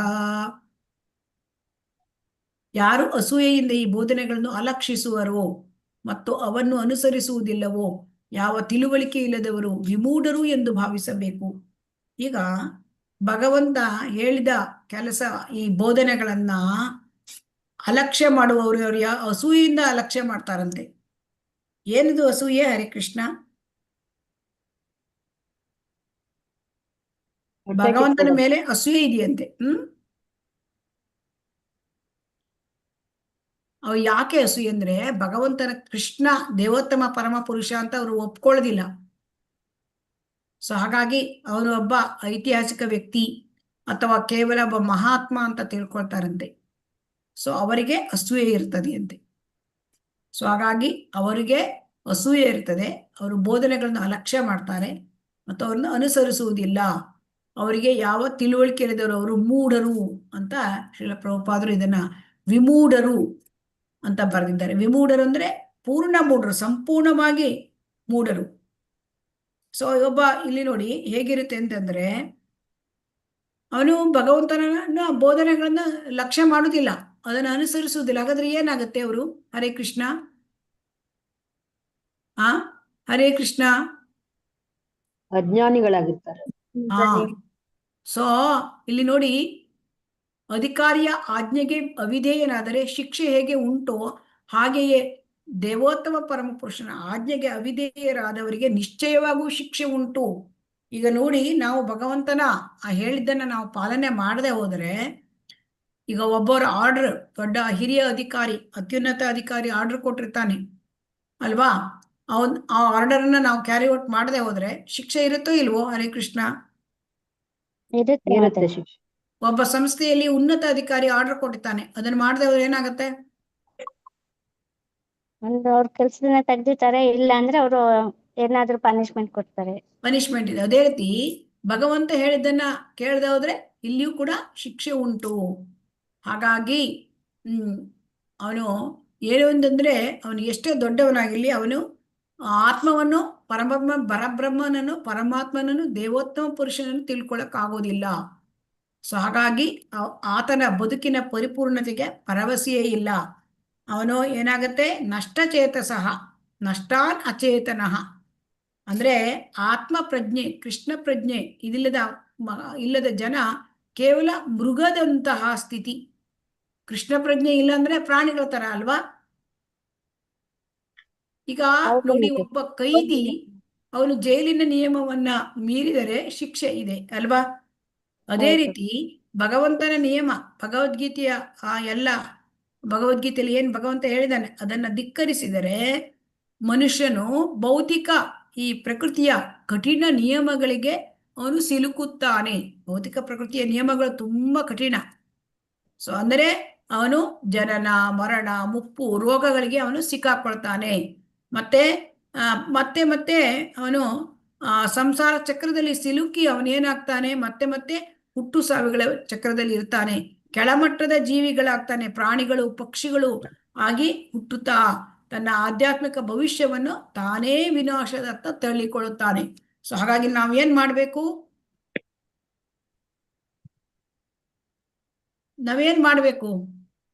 ಕೃಷ್ಣ ಪ್ರಜ್ಞೆಗೆ ಬರ್ಬೇಕು. ನಾವು ಭಗವಂತ ಹೇಳಿದ, ಭಗವದ್ಗೀತೆಯಲ್ಲಿ ಹೇಳಿದ ಎಲ್ಲ ತತ್ವಗಳನ್ನ, ಉಪದೇಶಗಳನ್ನ ಪಾಲಿಸಬೇಕು. ಸೊ ಹಾಗಾಗಿ ಶ್ರೀಲ ಪ್ರಭುಪಾದರು ನಮ್ಗೆ ಏನ್ ಹೇಳ್ತಾ ಇದ್ದಾರೆ ಅಂದ್ರೆ, ಇದು ಭಗವಂತ ಕೊಟ್ಟಿರ್ತಕ್ಕಂಥ ಇದು ಒಂದು ಮ್ಯಾನ್ಯುವಲ್ ನಾವು ನಮ್ಮ ಜೀವನದ ಉದ್ಧಾರಕ್ಕಾಗಿ. ಸೊ ಅದನ್ನ ತಿರಸ್ಕರಿಸುವುದು ಅಂತಂದ್ರೆ, ನಾವು ಕತ್ಲೆ ಒಳಗೆ ನಾವು ದೀಪ ಕೊಟ್ಟಿದ್ರು ಅದನ್ನ ಆರಿಸಿ, ದೀಪ ಇದ್ರು ಅದನ್ನ ಆರಿಸಿ ಹಳ್ಳಕ್ಕೆ ಬಿದ್ದ ಹಾಗೆ. ಕತ್ಲೆಯಲ್ಲಿ ದೀಪ ಇರುತ್ತೆ, ಅದನ್ನು ನಾವು ಆರಿಸ್ಕೊಂಡು ನಾವು ನಡೆದ್ರೆ ಏನಾಗುತ್ತೆ? ಅಲ್ಲಿ ಏನಾದ್ರೂ ಹೊಂಡ ಇದ್ರೆ ಬಿದ್ದು ಹೋಗ್ತೇವೆ ಅಲ್ವಾ? ಹೌದು ಮಿತಾಜಿ. ಅದಕ್ಕೆ ನಮಗೆ ನಮ್ಮ ಜೀವನಕ್ಕೆ ಇದು ದಾರಿದೀಪ. ಯಾವುದು ದಾರಿದೀಪ? ಭಗವದ್ಗೀತೆ. ಏನು ಭಗವಂತ ಉಪದೇಶ ತತ್ವಗಳನ್ನು ಹೇಳಿದ್ದಾನೆ, ಅದು ನಮಗೆ ದಾರಿದೀಪ. ಅದನ್ನು ನಾವು ಪಾಲಿಸ್ಕೊಂಡು ಬರ್ಬೇಕು. ಇಲ್ಲದಿದ್ದರೆ ನಮಗೆ ಶಿಕ್ಷೆ ಏನು? ಹುಟ್ಟು ಸಾವು ಮುಪ್ಪು ರೋಗ, ಪ್ರಾಣಿ ಜನ್ಮ ಪಕ್ಷಿ ಜನ್ಮ ಯಾವ್ದಾದ್ರು ಸಿಕ್ಬೋದು. ಬೇಕಾ ಹಾಗೆ? ಬೇಡ ಮಾತಾಜಿ. ಸೊ ಎಷ್ಟು ಚೆನ್ನಾಗಿದೆ ಭಗವದ್ಗೀತೆ, ತುಂಬಾ ಚೆನ್ನಾಗಿದೆ. ಅದನ್ನ ಎಷ್ಟು ಸಾರಿ ಓದ್ರೂ ಕೂಡ ಅದರ ಅರ್ಥ ಮತ್ತೆ ಮತ್ತೆ ಬದಲಾವಣೆ ಆಗುತ್ತಾ, ನಮ್ಗೆ ಸರಿಯಾಗಿ ಅರ್ಥ ಆಗುತ್ತಾ ಹೋಗುತ್ತೆ. ಶ್ಲೋಕ 33. ಸದೃಶಂ ಚೇಷ್ಟತೆ ಸ್ವಸ್ಯಾಹ ಪ್ರಕೃತೆ ಜ್ಞಾನವಾನಪಿ ಪ್ರಕೃತಿಂ ಯಾಂತಿ ಭೂತಾನಿ ನಿಗ್ರಹಂ ಕಿಂ ಕರಿಷ್ಯತಿ. ಅಂದ್ರೆ ಇಲ್ಲಿ ಏನ್ ಹೇಳ್ತಾರೆ ಶ್ರೀಲ ಪ್ರಭುಪಾದರು ಅನುವಾದ ಮತ್ತು ಭಾವಾರ್ಥದಲ್ಲಿ? ಅಂದ್ರೆ ಈ ಶ್ಲೋಕದಲ್ಲಿ ಏನ್ ಹೇಳ್ತಾನೆ, ಪ್ರತಿಯೊಬ್ಬನು ತಾನು ಪಡೆದುಕೊಂಡ ತ್ರಿಗುಣಗಳಲ್ಲಿ ಸ್ವಭಾವಕ್ಕೆ ಅನುಗುಣವಾಗಿ ನಡೀತಾನೆ. ನೋಡು, ನಮ್ಮ ಒಂದು ಕರ್ಮ ಫಲಕ್ಕೆ ಅನುಗುಣವಾಗಿ ನಮ್ಗೆ ಯಾವುದಾದ್ರೂ ಒಂದು ಗುಣ ಅದರ ಪ್ರಾಧಾನ್ಯವಾಗಿರುತ್ತೆ. ಸತ್ವಗುಣ, ರಜೋಗುಣ, ತಮೋಗುಣ, 3 ಗುಣಗಳು ಇರುತ್ತೆ. ಅದರ ಒಂದು ಪ್ರಾಧಾನ್ಯವಾಗಿರುತ್ತೆ. ಅದರ ಸ್ವಭಾವಕ್ಕೆ ಅನುಗುಣವಾಗಿ ಅವನು ಕಾರ್ಯ ಮಾಡ್ತಾನೆ. ಸೊ ಯಾವ ಗುಣದಲ್ಲಿ ಇದ್ದಾನೆ ಅದೇ ರೀತಿಯಾದ ಒಂದು ಕಾರ್ಯವನ್ನ ಮಾಡ್ತಾನೆ. ಸೊ ಹಾಗಾಗಿ ತಮ್ಮ ಪ್ರತಿಯೊಬ್ಬ ಜೀವಾತ್ಮನು ಭೌತಿಕ ಜಗತ್ತಲ್ಲಿ ತನ್ನ ಹಿಂದಿನ ಜನ್ಮದ ಕರ್ಮಗಳ ಆಧಾರದ ಮೇಲೆ ಒಂದು ನಿರ್ದಿಷ್ಟ ಶರೀರ ಪಡ್ಕೊಂಡಿರ್ತಾನೆ. ಮತ್ತೆ ಆ ಶರೀರದಲ್ಲಿ ಅವನು ರಜೋಗುಣ, ತಮೋಗುಣ ಅಥವಾ ಸತ್ವಗುಣಗಳ ಮಿಶ್ರಣದಲ್ಲಿ ಅವನು ಇರ್ತಾನೆ. ಒಬ್ಬ ಕ್ಷತ್ರಿಯನಿಗೆ ಯುದ್ಧ ಮಾಡ್ಲಿಕ್ಕೆ ಇರುತ್ತೆ, ಅದೇ ರೀತಿ ಬ್ರಾಹ್ಮಣನಿಗೆ ಅವನಿಗೆ ಸತ್ವಗುಣ ಇರುತ್ತೆ. ಸೊ ಹಾಗಾಗಿ ಅವನನ್ನ ಆ ಗುಣದ ವಿರುದ್ಧವಾಗಿ ನಾವು ಕೆಲಸ ಮಾಡಿಸ್ಲಿಕ್ಕೆ ಬರೋದಿಲ್ಲ. ಅರ್ಜುನ ಕ್ಷತ್ರಿಯ. ಸೊ ಕ್ಷತ್ರಿಯನಿಗೆ ಅವನಿಗೆ ಯುದ್ಧ ಮಾಡುವುದು, ಅವನು ಬಿಟ್ಟು ಬಲವಂತವಾಗಿ ನೀನು ಕಾಡಿಗೆ ಹೋದ್ರೆ ಆಗತ್ತಾ? ಶಾಂತವಾಗಿ ಧ್ಯಾನ ಮಾಡು ಅಂತಂದ್ರೆ ಆಗತ್ತಾ? ಆಗುದಿಲ್ಲ. ಯಾಕಂದ್ರೆ ಅದು ಅವನ ಪ್ರಕೃತಿಗೆ ವಿರುದ್ಧವಾಗಿರುತ್ತೆ. ಸೊ ಅರ್ಜುನ ಕಾಡಿಗೆ ಹೋಗಿ ಧ್ಯಾನ ಮಾಡ್ಲಿಕ್ಕೆ ಬರೋದಿಲ್ಲ ಅಲ್ವಾ? 3ನೇ ಅಧ್ಯಾಯ ಫಸ್ಟ್ ಅವನು ಕೇಳ್ತಾನೆ, ನಾನು ಧ್ಯಾನ ಮಾಡ್ಬೇಕಾ? ಇಲ್ಲ. ಅದಕ್ಕೆ ನೀನು ನಿನ್ನ ಗುಣಕ್ಕೆ ಅನುಗುಣವಾಗಿ ಕ್ಷತ್ರಿಯ, ನೀನು ಕ್ಷತ್ರಿಯ ಕ್ಷಾತ್ರ ಧರ್ಮವನ್ನು ಪಾಲನೆ ಮಾಡಬೇಕು. ಸೊ ಹಾಗಾಗಿ ಅವನು ನಿಗ್ರಹಂ ಕಿಂ ಕರಿಷ್ಯತಿ ಅಂತ ಹೇಳಿದ್ದಾರೆ ಇಲ್ಲಿ ನೋಡಿ. ನಿಗ್ರಹಂ ಕಿಂ ಕರಿಷ್ಯತಿ, ತನ್ನ ಸ್ವಭಾವಕ್ಕೆ ಅನುಗುಣವಾಗಿ ಕಾರ್ಯ ಮಾಡ್ತಾನೆ. ನಿಗ್ರಹದಿಂದ ಫಲವೇನು ಅಂದ್ರೆ, ಕೇವಲ ಆಧ್ಯಾತ್ಮಿಕತೆಯ ಹೆಸರಿನಲ್ಲಿ ಅವನು ಟ್ರೈನಿಂಗು ಇಲ್ಲ, ಏನೂ ಇಲ್ಲ, ಬಾಹ್ಯವಾಗಿ ಇಂದ್ರಿಯಗಳನ್ನ ಕಂಟ್ರೋಲ್ ಮಾಡ್ಲಿಕ್ಕೆ ನೋಡಿದರೆ ಅದು ಯಶಸ್ವಿ ಆಗುತ್ತಾ? ಇಂದ್ರಿಯಗಳನ್ನ ಹತ್ತಿಕ್ಕೋದು, ನೇತಿ ಅಂತ ಹೇಳ್ಕೊಂಡು ಆಗತ್ತಾ? ಇಲ್ಲ. ಒಬ್ಬ ವ್ಯಕ್ತಿ ಅವನು ಸಮಾಜಕ್ಕೆ ತೋರಿಸ್ಕೊಳ್ಳಿಕ್ಕೆ ಸನ್ಯಾಸಿ ತರ ನಡ್ಕೋಬಹುದು, ಆದರೆ ಅವನ ಮನಸ್ಸು ಒಳಗೆ ಇಂದ್ರಿಯ ಸುಖವನ್ನೇ ಬಯಸ್ತಾ ಇದ್ದರೆ ಅವನೇನಾಗ್ತಾನೆ? ಮಿಥ್ಯಾಚಾರಿ ಆಗ್ತಾನೆ ಅಲ್ವಾ? ಸೊ ಹಾಗಾಗಿ ಆದ್ರಿಂದ ಕೃಷ್ಣ ಅರ್ಜುನನ್ಗೆ ಹೇಳ್ದ, ನೀನು ಕ್ಷತ್ರಿಯ, ನೀನು ಯುದ್ಧ ಬಿಟ್ಟು ನೀನು ಸನ್ಯಾಸಿ ಆಗ್ಲಿಕ್ಕೆ ಆಗೋದಿಲ್ಲ. ನೀ ಕೃತಕವಾಗಿ ಪ್ರಯತ್ನ ಮಾಡಬೇಡ, ನಿನ್ನ ಕರ್ತವ್ಯ ಯುದ್ಧ ಮಾಡೋದು, ಅದನ್ನ ಮಾಡು ಅಂತ ಹೇಳ್ತಾನೆ. ಸೊ ಹಾಗಾಗಿ ನಮ್ಗೆ ಏನ್ ಹೇಳ್ತಾ ಇದ್ದಾರೆ, ತನ್ನ ಸ್ಥಾನದಲ್ಲೇ ಉಳಿದು ಹೆಚ್ಚಿನ ಶಿಕ್ಷಣ ಪಡೆದವರ ಮಾರ್ಗದರ್ಶನದಲ್ಲಿ ಕೃಷ್ಣ ಪ್ರಜ್ಞೆಯನ್ನು ಪಡೆಯುವುದು ಉತ್ತಮ. ಅಂದ್ರೆ ಸ್ಥಾನೇ ಸ್ಥಿತಃ, ಯಾರ್ಯಾವ್ದು ಕೆಲಸ ಮಾಡ್ಕೊಂಡಿದ್ದಾರೋ ಅದರಲ್ಲೇ ಇದ್ಕೊಂಡು, ಯಾರು ಗುರುವಿನ ಹೆಚ್ಚಿನ ಶಿಕ್ಷಣ ಪಡೆದವರು ಅಂದ್ರೆ ಸಂಪ್ರದಾಯದ ಗುರುಗಳು, ಅವರ ಒಂದು ಮಾರ್ಗದರ್ಶನದಲ್ಲಿ ನಾವು ಕೃಷ್ಣ ಪ್ರಜ್ಞೆಯನ್ನು ಪಡೆಯಲು ಪ್ರಯತ್ನಿಸುವುದು ಉತ್ತಮ. ಸೊ ಹಾಗಾಗಿ ಏನ್ ಮಾಡ್ಬೇಕು ನಾವು? ನಮ್ಮ ಭೌತಿಕ ಸ್ವಭಾವವನ್ನು ಬಲವಂತವಾಗಿ ನಾಶ ಮಾಡ್ಲಿಕ್ಕೆ ಸಾಧ್ಯ ಇಲ್ಲ. ಆದರೆ ಕೃಷ್ಣ ಪ್ರಜ್ಞೆಯ ಮೂಲಕ ನಾವು ಏನಾಗ್ಬೋದು, ಪರಿಶುದ್ಧಗೊಳಿಸಬಹುದು. ಸೊ ಹಾಗಾಗಿ ನಮ್ಮ ಯಾವುದೇ ಕೆಲಸ ಕೌಟುಂಬಿಕದಲ್ಲಿ ಏನು ಕೆಲಸ ಅಥವಾ ಸಮಾಜ ಯಾವುದೇ ಕೆಲಸ ನಮ್ಮ ಸ್ವಭಾವದ ಪ್ರಕಾರ ಇರಲಿ, ಆ ಕೆಲಸ ಆ ಸ್ವಭಾವವನ್ನು ಕೃಷ್ಣನ ಸೇವೆಗಾಗಿ ಬಳಸಬೇಕು ಯೋಗ್ಯ ಮಾರ್ಗದರ್ಶನದಲ್ಲಿ. ಶ್ಲೋಕ 34. ಅದಕ್ಕೆ ಶ್ರೀಲ ಪ್ರಭುಪಾದರು ಹೇಳ್ತಾರೆ, ಮನುಷ್ಯ ಒಬ್ಬ ಕಂಡೀಷನ್ ಸೋಲು, ಬದ್ಧಾತ್ಮ, ಸುಮ್ಮನೆ ಸನ್ಯಾಸ ಆಗೋದು ಹಠಾತ್ ಆಗಿ ಸಾಧ್ಯ ಇಲ್ಲ, ಅದರ ಅಗತ್ಯವೂ ಇಲ್ಲ. ನಮ್ಮ ಪ್ರಕೃತಿ ಗುಣಕ್ಕೆ ಸಹಜವಾದ ಉದ್ಯೋಗ ಕರ್ತವ್ಯದನ್ನ ನಾವು ಮುಂದುವರಿಸಿಕೊಂಡು ಸ್ಥಾನೇ ಸ್ಥಿತಃ ಭಗವಂತನಿಗೆ ಶರಣಾಗಿ ನಾವು ಬದುಕಬೇಕು. ಕೃತಕ ವೈರಾಗ್ಯಕ್ಕಿಂತ ನಾವು ಕೃಷ್ಣ ಪ್ರಜ್ಞೆ ಭಕ್ತಿ ಸೇವೆ ಮಾಡೋದು. ಸೊ ಹಾಗಾಗಿ ಭಕ್ತಿ ಸೇವೆ ಅಂದ್ರೆ ಕರ್ಮ ಫಲತ್ಯಾಗ, ಅದು ಕರ್ಮತ್ಯಾಗಕ್ಕಿಂತ ಶ್ರೇಷ್ಠವಾದದ್ದು. ಫಸ್ಟೇ ಅದನ್ನ ಮೊದಲನೇ ಇದರಲ್ಲೇ ಅದನ್ನ ಹೇಳಿದ್ದಾರೆ ಪ್ರಶ್ನೆ ಅಲ್ವಾ. ಶ್ಲೋಕ 34. ಇಂದ್ರಿಯಸ್ಯೇಂದ್ರಿಯಸ್ಯಾರ್ಥೇ ರಾಗದ್ವೇಷೋ ವ್ಯವಸ್ಥಿತೋ ತಯೋರ್ನ ವಶಮಾಗಚ್ಚೇತ್ ತೌ ಹ್ಯಸ್ಯ ಪರಿಪಂಥಿನೋ.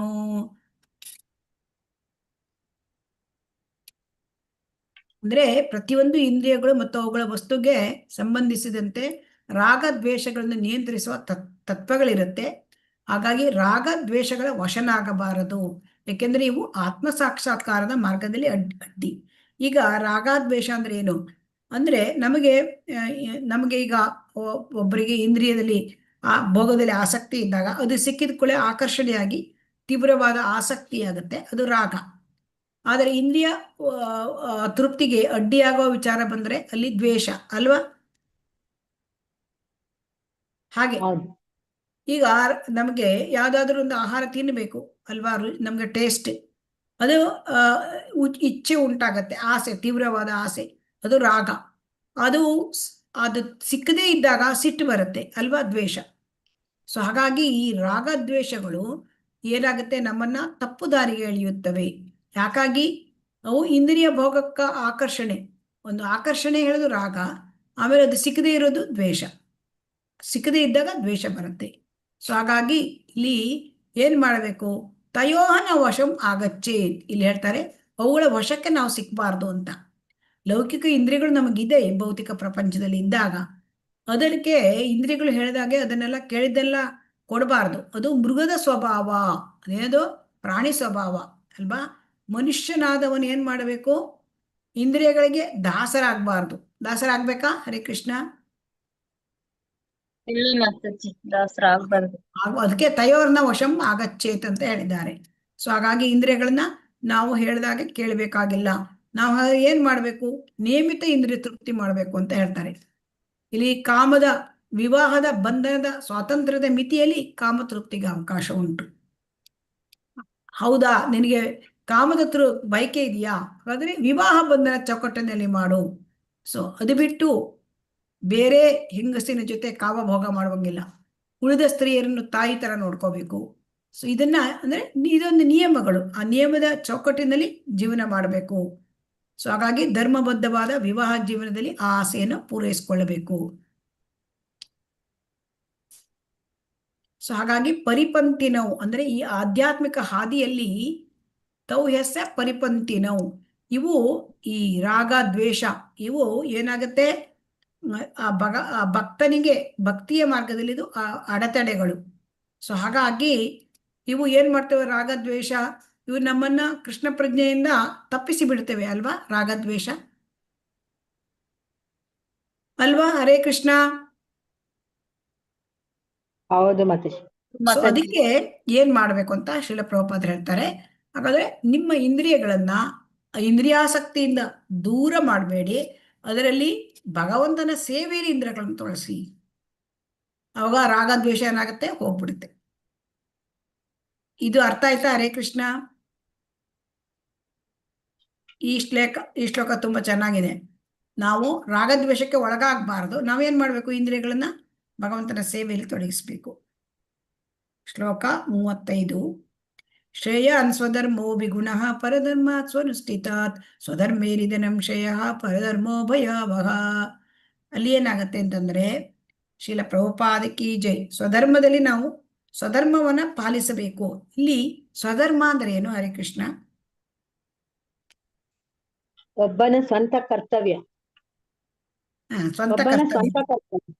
ಅವನ ವರ್ಣಾಶ್ರಮ ಧರ್ಮ ಅಂದ್ರೆ ಇಲ್ಲಿ ಸ್ವಧರ್ಮ ಅಂತಂದ್ರೆ ಇಲ್ಲಿ ವರ್ಣ ಮತ್ತು ಆಶ್ರಮ ಅದರ ತತ್ವಕ್ಕೆ ಸರಿಯಾಗಿ ಧರ್ಮ ಅಂದ್ರೆ ಅವನ ಗುಣಕರ್ಮದ ಆಧಾರದ ಮೇಲೆ ಅವನು ಬ್ರಾಹ್ಮಣ, ಕ್ಷತ್ರಿಯ, ವೈಶ್ಯ, ಶೂದ್ರ, ಇಲ್ಲದಿದ್ದರೆ ಅವನು ಬ್ರಹ್ಮಚಾರಿ, ಗೃಹಸ್ಥ, ವಾನಪ್ರಸ್ಥ, ಸನ್ಯಾಸಿ. ಆಮೇಲೆ ಇನ್ನೊಂದು ಕರ್ತವ್ಯ ಇರುತ್ತೆ ನಮಗೆ. ಒಂದು ವರ್ಣಾಶ್ರಮ ಕರ್ತವ್ಯ, ಆಮೇಲೆ ಎರಡನೆಯದು ಆಧ್ಯಾತ್ಮಿಕ ಕರ್ತವ್ಯಗಳು. ಇಲ್ಲಿ ಎರಡು ರೀತಿ ಇರುತ್ತೆ. ಆಧ್ಯಾತ್ಮಿಕ ಕರ್ತವ್ಯ ಅಂದರೆ ಆತ್ಮದ ಕರ್ತವ್ಯಗಳು. ಈ ವರ್ಣಾಶ್ರಮ ಧರ್ಮದ ಕರ್ತವ್ಯ ಸ್ವಧರ್ಮ ಅದು ಏನು ದೇಹದ ಭಾವನೆಯಲ್ಲಿ ದೇಹದ ಕರ್ತವ್ಯಗಳು. ಸೊ ನಾವೀಗ ದೇಹಧಾರಿಗಳಾಗಿದ್ದೇವೆ. ಸೊ ಹಾಗಾಗಿ ನಮಗೆ ದೇಹದ ಕರ್ತವ್ಯವೂ ಉಂಟು, ಆಧ್ಯಾತ್ಮಿಕ ಕರ್ತವ್ಯವೂ ಉಂಟು. ಇದು ಜನರಿಗೆ ಗೊತ್ತಿಲ್ಲ. ಗೊತ್ತಿದೆಯಾ ಹರೇ ಕೃಷ್ಣ? ಇಲ್ಲ, ಗೊತ್ತಿಲ್ಲ. ನಮ್ದು ದೇಹ ಕೆಲಸವನ್ನು ನಾವು ಮಾಡಿಬಿಡ್ತೇವೆ ಅಲ್ವಾ? ಸೊ ಹಾಗಾಗಿ ಆಧ್ಯಾತ್ಮಿಕ ಕಾರ್ಯ ಅಂದ್ರೆ ಭಕ್ತಿ ಸೇವೆ. ಸೊ ಹಾಗಾಗಿ ನಮಗೆ ಏನ್ ಹೇಳ್ತಾನೆ, ನಾವು ವರ್ಣಾಶ್ರಮ ಧರ್ಮವನ್ನು ನಾವು ಆಚರಿಸಬೇಕು ನಮ್ಮ ಗುಣ ಮತ್ತು ನಮ್ಮ ಕರ್ಮಕ್ಕೆ. ಅರ್ಜುನ ಒಬ್ಬ ಯೋಧ, ಸೊ ಅವನಿಗೆ ಯುದ್ಧ ಮಾಡೋದು ಅವನ ಸಹಜ ಧರ್ಮ. ಸೊ ಹಾಗಾಗಿ ಅವನು ಯುದ್ಧ ಬಿಟ್ಕೊಂಡು ನಾನು ಕಾಡಿಗೆ ಹೋಗಿ ಅಥವಾ ನಾನು ಭಿಕ್ಷೆ ಬೇಡಿ ಜೀವನ ಮಾಡ್ತೇನೆ ಅಂತಂದ ಅಲ್ವಾ? ಹೇಳಿದ್ನೋ ಇಲ್ವೋ ಹರೇ ಕೃಷ್ಣ? ಹೌದು ಮಾತಾಜಿ ಹೇಳಿದ್ರು. ಅವನು ಹಾಗೆ ಹೇಳಿದ್ರೆ ಅದು ಪರಧರ್ಮ ಆಗ್ಬಿಡುತ್ತೆ ಅಲ್ವಾ? ಅವನ ಧರ್ಮ ಏನು? ಯುದ್ಧ ಮಾಡೋದು. ಸೊ ಹಾಗಾಗಿ ಬೇರೆಯವ್ರ ನಿನ್ನ ಕೆಲಸ ನೀನು ಮಾಡ್ಲಿಕ್ಕಿಲ್ಲ. ನಿನ್ನ ಧರ್ಮವನ್ನು ನೀನು ಪಾಲನೆ ಮಾಡು. ನಿನ್ನ ಧರ್ಮ ಅಂದ್ರೆ ನಿನ್ನ ಕರ್ತವ್ಯವನ್ನು ನೀನು ಮಾಡು. ಸ್ವಧರ್ಮೇ ನಿಧನಂ ಶ್ರೇಯಃ ಅಂದ್ರೆ ಸ್ವಧರ್ಮದಲ್ಲಿ ನೀನು ಅಲ್ಲಿ ನಿನ್ಗೆ ಎಷ್ಟೇ ಕಷ್ಟ ಬರಲಿ, ಸಾವು ಸಂಭವಿಸಿದರೂ ಅದು ಅವನಿಗೆ ಮುಂದಿನ ಜನ್ಮದಲ್ಲಿ ಶ್ರೇಯಸ್ಸನ್ನು ತರ್ತದೆ ಅಂತ. ಸ್ವಧರ್ಮೇ ನಿಧನಂ ಶ್ರೇಯಃ.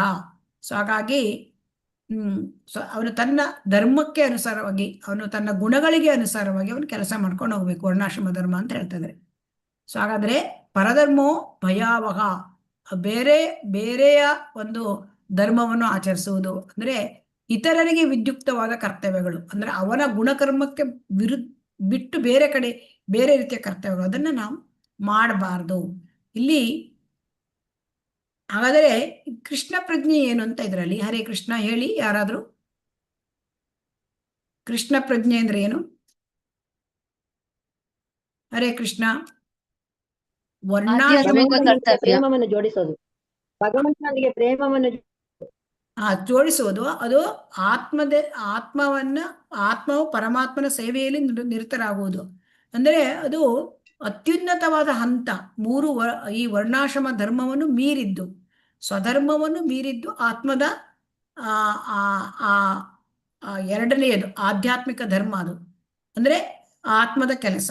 ಸೊ ಹಾಗಾಗಿ ಇಲ್ಲಿ ಮುಖ್ಯವಾದದ್ದು ನಾವು ಕೊನೆಗೆ ತಿಳ್ಕೋಬೇಕು. ಇಲ್ಲಿ ನೋಡಿ, ಆದರೆ ಐಹಿಕ ನೆಲೆಯಲ್ಲಿ ಇರುವಷ್ಟು ಕಾಲ ಮನುಷ್ಯನು ಐಹಿಕ ನಿಸರ್ಗದ ಗುಣಗಳಿಗೆ ಅನುಗುಣವಾಗಿ ತನ್ನ ಕರ್ತವ್ಯಗಳನ್ನು ಮಾಡಬೇಕು. ಅದರ ಜೊತೆಗೆ ಅವನು ಕೃಷ್ಣ ಪ್ರಜ್ಞೆಗೆ ಸಂಪೂರ್ಣ ಅರಿವಿರಬೇಕು.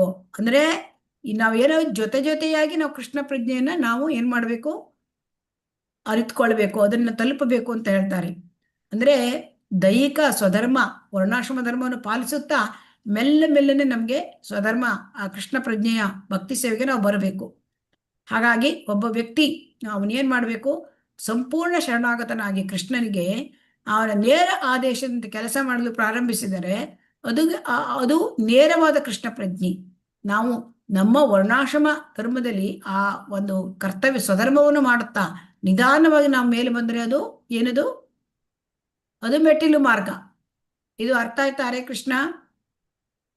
ಆದರೆ ಯಾರು ನೇರವಾಗಿ ಭಗವಂತನ ಆ ಭಕ್ತಿ ಕಾರ್ಯಕ್ಕೆ ತಲುಪ್ತಾರೆ, ಕೃಷ್ಣ ಪ್ರಜ್ಞೆಗೆ ನೇರವಾಗಿ ಅವರು ಸೇವೆ ಮಾಡ್ತಾರೆ, ಅವರಿಗೆ ವರ್ಣಾಶ್ರಮ ಧರ್ಮದ ಜವಾಬ್ದಾರಿ ಇರುವುದಿಲ್ಲ. ಇದು ಅರ್ಥ ಆಯ್ತಾ ಹರೇ ಕೃಷ್ಣ?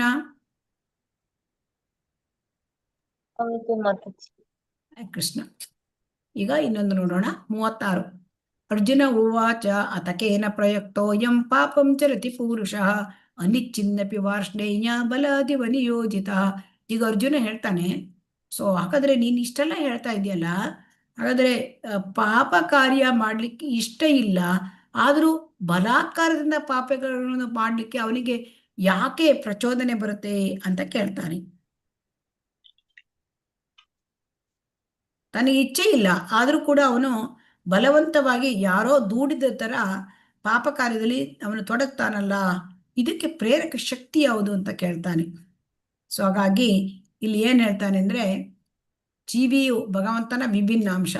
ಸೊ ಜೀವಿ ಮೂಲತಃ ಆ ಜೀವಾತ್ಮ ಅದು ಸೋಲ್ ಅಂದರೆ ಆತ್ಮ, ಅದು ಶುದ್ಧವಾದದ್ದು, ಭಗವಂತನ ಅಂಶ. ಸೊ ಅದು ಯಾವ ಈಕ ಕಶ್ಮಲಕ್ಕೂ ಒಳಗಾಗಿಲ್ಲ. ಆದರೆ ಅವನೇನು ಮಾಡ್ತಾನೆ, ಭೌತಿಕ ಪ್ರಪಂಚಕ್ಕೆ ಬಂದ ಕೂಡಲೇ ಅವನು ಏನಾಗ್ತಾನೆ, 3 ಗುಣಗಳಲ್ಲಿ ಅವನು ಸೇರಿಕೊಂಡು ಅವನು ಏನಾಗ್ತಾನೆ, ಈ ಪಾಪಕರ್ಮಗಳನ್ನ ಮಾಡ್ತಾನೆ. ಅವರ ಪಾಪಕರ್ಮಗಳನ್ನು ಪರಮಾತ್ಮ ಪ್ರಚೋದಿಸುವುದಿಲ್ಲ, ಇದಕ್ಕೆ ಬೇರೆ ಕಾರಣ ಉಂಟು ಏನಂತ ಹೇಳ್ತಾರೆ ಇಲ್ಲಿ ಮುಂದಿನದಲ್ಲಿ.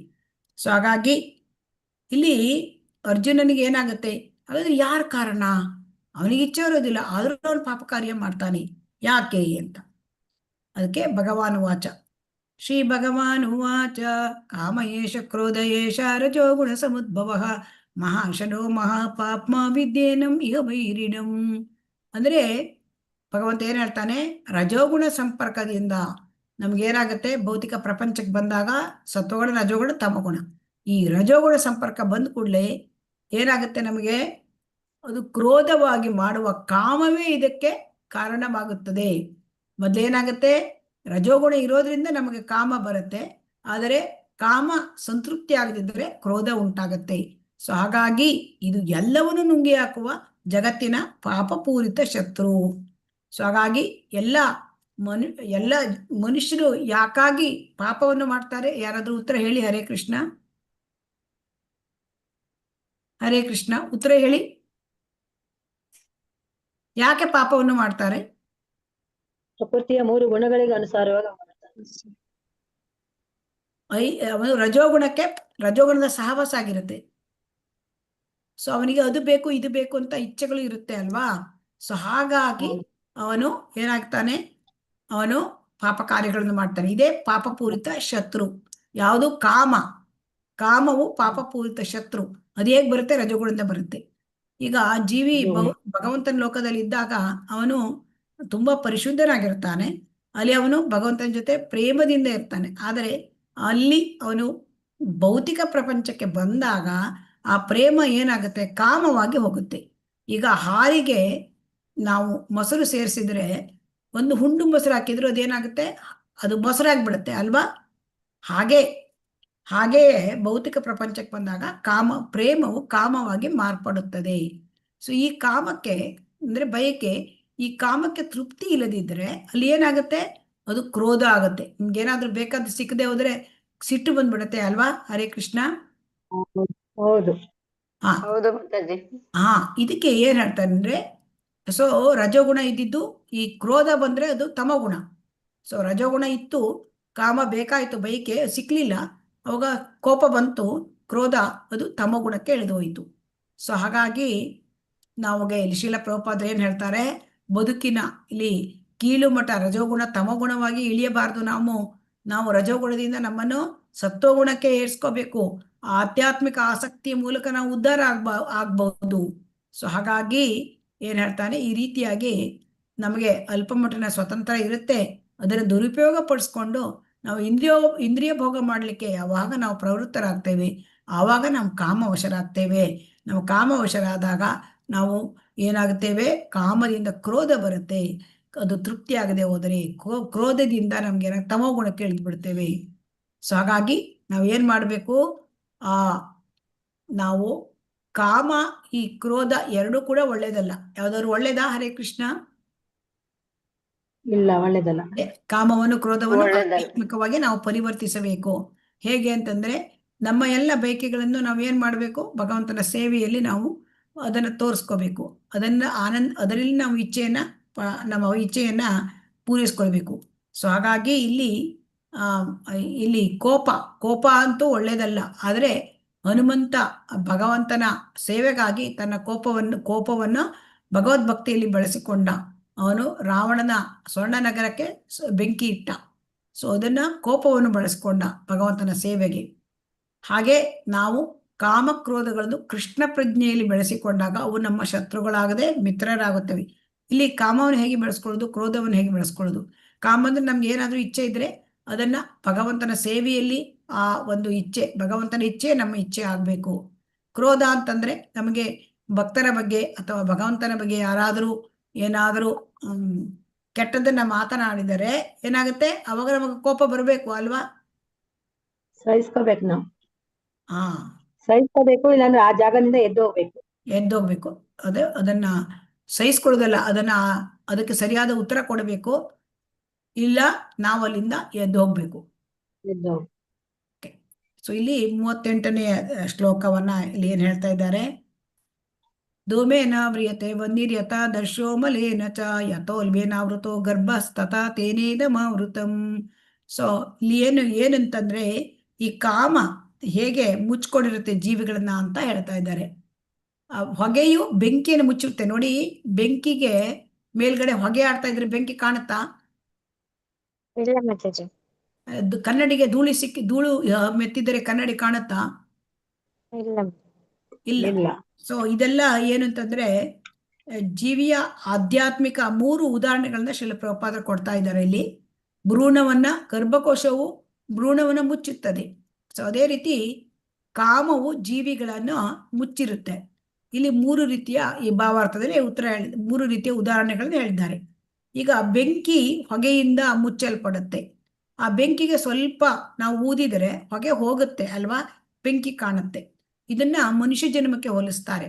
ಅಂದ್ರೆ ಮನುಷ್ಯನಲ್ಲಿ ಕೃಷ್ಣ ಪ್ರಜ್ಞೆ ಅಥವಾ ಆಧ್ಯಾತ್ಮಿಕ ಜ್ಞಾನ ಅದು ಸ್ವಲ್ಪ ಮಟ್ಟಿಗೆ ಕಾಮದಿಂದ ಮುಚ್ಚಿರುತ್ತೆ. ಅದನ್ನ ನಾವು ಸತ್ಸಂಗದಲ್ಲಿ, ಆ ಭಕ್ತರ ಸಂಘದಲ್ಲಿ ಇದ್ದು ಭಗವದ್ಗೀತೆಯ ಶ್ರವಣ ಮಾಡುವುದರ ಮೂಲಕ ಈ ಕಾಮವೆಂಬ ಹೊಗೆಯನ್ನ ನಾವು ದೂರ ಮಾಡಿ ನಾವು ಕೃಷ್ಣ ಪ್ರಜ್ಞೆಯ ಭಕ್ತಿಯಲ್ಲಿ ನಾವು ಮುಂದುವರಿಬಹುದು. ಆಮೇಲೆ ಕನ್ನಡಿಯಲ್ಲಿ ಧೂಳು ಮುಚ್ಚಿರುತ್ತೆ, ಅಂದ್ರೆ ಇದು 2ನೇ ಹಂತ. ಅಂದ್ರೆ ಇಲ್ಲಿ ಅದು ಪ್ರಾಣಿ ಪಕ್ಷಿಗಳಿಗೆ ಏನಾಗಿರುತ್ತೆ ಅಂತಂದ್ರೆ ಅವರಿಗೆ ಜ್ಞಾನ ಸಂಪೂರ್ಣವಾಗಿ ಮರೆಯಾಗಿ ಕೇವಲ ಅವರು ಇಂದ್ರಿಯ ಭೋಗದಲ್ಲೇ ತೊಡಗಿರ್ತಾರೆ. ಅಂದ್ರೆ ಆಹಾರ ನಿದ್ರೆ ಭಯಮೈಥುನದಲ್ಲೇ ಅವರು ಉಳ್ಕೊಂಡಿರುತ್ತೆ. ಸೊ ಇವರಿಗೆ ಆಧ್ಯಾತ್ಮಿಕ ತತ್ವಗಳನ್ನು ಗ್ರಹಿಸುವ ಶಕ್ತಿ ಇರುವುದಿಲ್ಲ.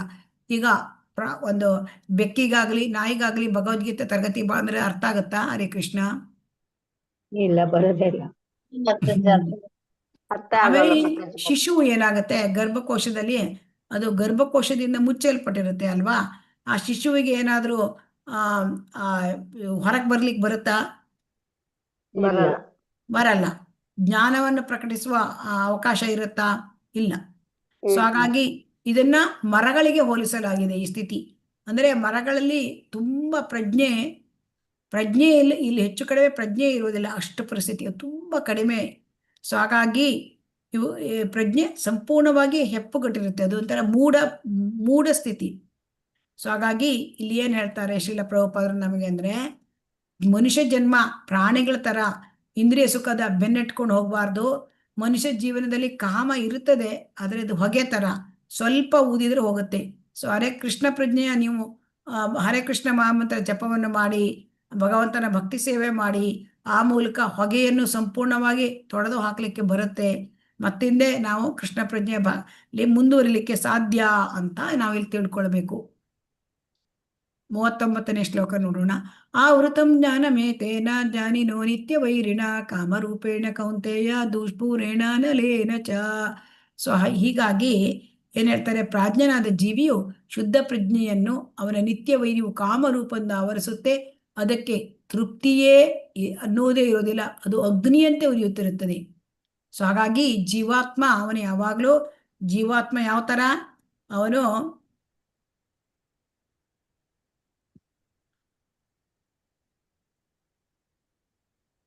ಜೀವಾತ್ಮನಿಗೆ ಏನಿರುತ್ತೆ, ಅವನು ಆ ಕಾಮ ಇರುತ್ತೆ ಅಲ್ವಾ, ಆ ಕಾಮವು ಇರೋದ್ರಿಂದ ಅವನಿಗೆ ತೃಪ್ತಿನೇ ಇರೋದಿಲ್ಲ. ನಮ್ಗೆ ಎಷ್ಟು ಕೊಟ್ರು ಮತ್ತು ಬೇಕು ಅನ್ಸುತ್ತೆ ಅಲ್ವಾ, ಅನಿಸ್ತದೆಯೋ ಇಲ್ವೋ? ಹೌದು ಮಾತಾಜಿ. ಇದಕ್ಕೆ ನಮ್ಗೆ ಒಂದು ಉದಾಹರಣೆ ಕೊಟ್ಟಿದ್ದಾರೆ ಭಗವದ್ಗೀತೆಯಲ್ಲಿ. ಅದು ಹೇಗೆ ಅಂದ್ರೆ, ನೀವು ಅಗ್ನಿಗೆ ತುಪ್ಪ ಹಾಕಿದರೆ ಅಗ್ನಿ ಉರಿತದೆಯೋ ನಂದುತ್ತದೆಯೋ? ಉರಿತದೆ. ಅದೇ ರೀತಿ ಒಬ್ಬರಿಗೆ ಕಾಮ ಇರುತ್ತೆ, ಬಯಕೆಗಳಿರುತ್ತೆ, ಅದನ್ನು ತೀರಿಸಿದ್ರೆ ಮತ್ತೇನಾಗುತ್ತೆ? ಇನ್ನು ಬೇಕು ಅನ್ಸುತ್ತೆ. ಸೊ ಅದು ಹಾಗಾಗಿ ಆಗ ಏನಾಗುತ್ತೆ, ಅದು ನಿತ್ಯ ವೈರಿ. ಅಂದ್ರೆ ನಮ್ಗೆ ಅದಕ್ಕೆ ಇಷ್ಟು ಮಹಾಶನ ಅಂತ ಹೇಳ್ತಾರೆ. ಅಂದ್ರೆ ತುಂಬಾ ಬೇಕು ಬೇಕು ಬೇಕು ಬೇಕು. ಸೊ ಹಾಗಾಗಿ ಎಷ್ಟೇ ಇಂದ್ರಿಯ ಭೋಗ ಮಾಡಿದ್ರು ಕಾಮಕ್ಕೆ ತೃಪ್ತಿ ಇರೋದಿಲ್ಲ. ಸೊ ಇದಕ್ಕೆ ನೋಡಿ, ಅಗ್ನಿ ಹೇಗೆ ಆರೋದಿಲ್ಲವೋ ಹಾಗೆ ಇಂದ್ರಿಯ ಭೋಗದಿಂದ ಕಾಮಕ್ಕೆ ತೃಪ್ತಿ ಇರೋದಿಲ್ಲ. ಸೊ ಹಾಗಾಗಿ ಇಲ್ಲಿ ಎಲ್ಲ ಐಕ ಜಗತ್ತಿನಲ್ಲಿ ಎಲ್ಲ ಚಟುವಟಿಕೆಗಳ ಕೇಂದ್ರ ಯಾವುದು? ಕಾಮ. ಸೊ ಅದಕ್ಕೆ ಈ ಐಕ ಜಗತ್ತನ್ನು ಮೈಥುನ್ಯಾಗಾರ ಅಂದ್ರೆ ಕಾಮ ಜೀವನದ ಸರಪಳಿ ಅಂತ ಹೇಳಿದಾರಂತೆ ಈ ಭೌತಿಕ ಜಗತ್ತನ್ನ. ಸೊ ಹಾಗಾಗಿ ಭಗವಂತನ ನಿಯಮಗಳನ್ನು ಉಲ್ಲಂಘಿಸಿದ ಅಪರಾಧಿಗಳಿಗೆ ಕಾಮಜೀವನದ ಕೈಕೋಳವನ್ನು ತೋರಿಸಲಾಗುತ್ತದೆ. ಅಂದ್ರೆ ಭಗವಂತನ ಆ ಆಜ್ಞೆಗಳನ್ನ ನಾವು ಪಾಲನೆ ಮಾಡಲಿಲ್ಲ ಅಂದ್ರೆ ನಮಗೆ ಈ ಭೌತಿಕ ಪ್ರಪಂಚದ ಜೀವನ ಕೊಡ್ತಾರೆ. ಇಲ್ಲಿ ಬಯಕೆಗಳೇ ಇರುತ್ತೆ. ಸೊ ಇದು ಆದ್ದರಿಂದ ಈ ಕಾಮ ಜೀವನ ಅಂದ್ರೆ ಐಹಿಕ ಬಯಕೆಗಳು ಅದು ನಮ್ಮನ್ನ ಭೌತಿಕ ಪ್ರಪಂಚದಲ್ಲಿ ಉಳಿಸಿ ಬಿಡುತ್ತೆ. ಭಗವಂತನ ಲೋಕಕ್ಕೆ ಹೋಗ್ಲಿಕ್ಕೆ ಆಗೋದಿಲ್ಲ. ಆಗ್ತದ್ಯಾ? ಹರೇ ಕೃಷ್ಣ. ಆಗಲ್ಲ. ಮತ್ತೆ ನಾವು ಕಾಮಕರ್ಮ ಮಾಡ್ತಾ ಮಾಡ್ತಾ ಮಾಡ್ತಾ ಮಾಡ್ತಾ ಮತ್ತೆ ಹಿಂದೆ ನಮ್ಮ ಎಲ್ಲ ಮತ್ತೆ ನಾವು ಪುಣ್ಯ ಪಾಪ ಮತ್ತೆ ಹಿಂದೆ ಮತ್ತೊಂದು ದೇಹ ಸಿಕ್ಕತ್ತೆ. ಸೊ ಹಾಗಾಗಿ ಇಲ್ಲಿ ಕಾಮ ಅವನ ವಾಸ್ತವವಾಗಿ ಸುಖ ಎನಿಸುವ ಈ ಭಾವನೆಯು ಅಂತಿಮವಾಗಿ ಭೋಗ ಪಡುವವನ ಶತ್ರುವೇ ಆಗಿರುತ್ತೆ. ಸೊ ಈ ಕಾಮ ಹಿಡಿದು ಮನುಷ್ಯನನ್ನ ಭೌತಿಕ ಪ್ರಪಂಚದಲ್ಲೇ ಉಳಿಸಿ ಬಿಡುತ್ತದೆ. ಸೊ ಇಂದ್ರಿಯಾಣಿ ಮನೋ ಬುದ್ಧಿ ಅಸ್ಯ ಅಧಿಷ್ಠಾನ ಮುಚ್ಯತೆ ಏತರ್ವಿಮೋಹಯತ್ಯೇಷ ಜ್ಞಾನಮಾವೃತ್ಯ ದೇಹಿನಂ. ಅದೇನಾಗತ್ತೆ, ಈ ಕಾಮಕ್ಕೆ ಎಲ್ಲೆಲ್ಲಿ ಆಯಕಟ್ಟಿನ ಸ್ಥಾನ, ಕಾಮ ವೈರಿ ಅಲ್ವಾ, ಈ ವೈರಿ ಎಲ್ಲಿರುತ್ತದೆ? ಈಗ ಶತ್ರು ಎಲ್ಲಿರುತ್ತೆ? ಶತ್ರುಗಳು ಇದ್ರೆ ನಾವೇನ್ ಮಾಡ್ಬೇಕು? ಶತ್ರುಗಳನ್ನ ಇದ್ದ ಜಾಗವನ್ನ ಕಂಡಿಡಿದು ನಾವೇನ್ ಮಾಡ್ಬೇಕು? ಶತ್ರುಗಳನ್ನ ನಾವೇನ್ ಮಾಡ್ಬೇಕು? ಓಡಿಸ್ಬೇಕು ಅಲ್ವಾ? ಸಂಹಾರ ಮಾಡ್ಬೇಕು. ಸಂಹಾರ ಮಾಡ್ಬೇಕು. ಇಲ್ಲಿ ನಮ್ಗೆ ಶತ್ರು ಯಾರು? ಕಾಮ. ಕಾಮಕ್ಕೆ ಕಾಮ ಎಲ್ಲಿ ವಾಸ ಮಾಡಿಕೊಂಡಿದೆ? ಇಂದ್ರಿಯಗಳಲ್ಲಿ ಇದೆ, ಮನಸ್ಸಿನಲ್ಲಿ ಇದೆ, ಬುದ್ಧಿನಲ್ಲಿ ಇರ್ತದೆ ಜಾಗ.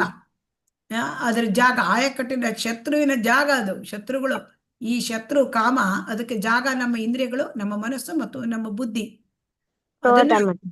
ಭಗವಂತ ನಮ್ಗೆ ಎಲ್ಲಿದೆ ನಿಮ್ಮ ಶತ್ರು ತುಳಿಸ್ತಾ ಇದ್ದಾನೆ. ಸೊ ಹಾಗಾಗಿ ನಾವು ಮನಸ್ಸು ಎಲ್ಲ ಚಟುವಟಿಕೆಗಳ ಕೇಂದ್ರ ಮನಸ್ಸು.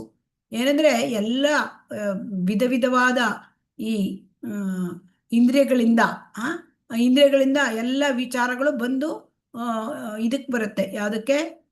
ನಮ್ಮ ಮನಸ್ಸಿಗೆ ಬರುತ್ತೆ. ಸೊ ಹಾಗಾಗಿ ಇಂದ್ರಿಯಗಳು ಕಾಮದ ಭಂಡಾರಗಳು. ಆಮೇಲೆ ಈ ಬುದ್ಧಿ ಅದು ಕಾಮ ಪ್ರವೃತ್ತಿಗಳ ರಾಜಧಾನಿ, ಇಸ್ ಕ್ಯಾಪಿಟಲು.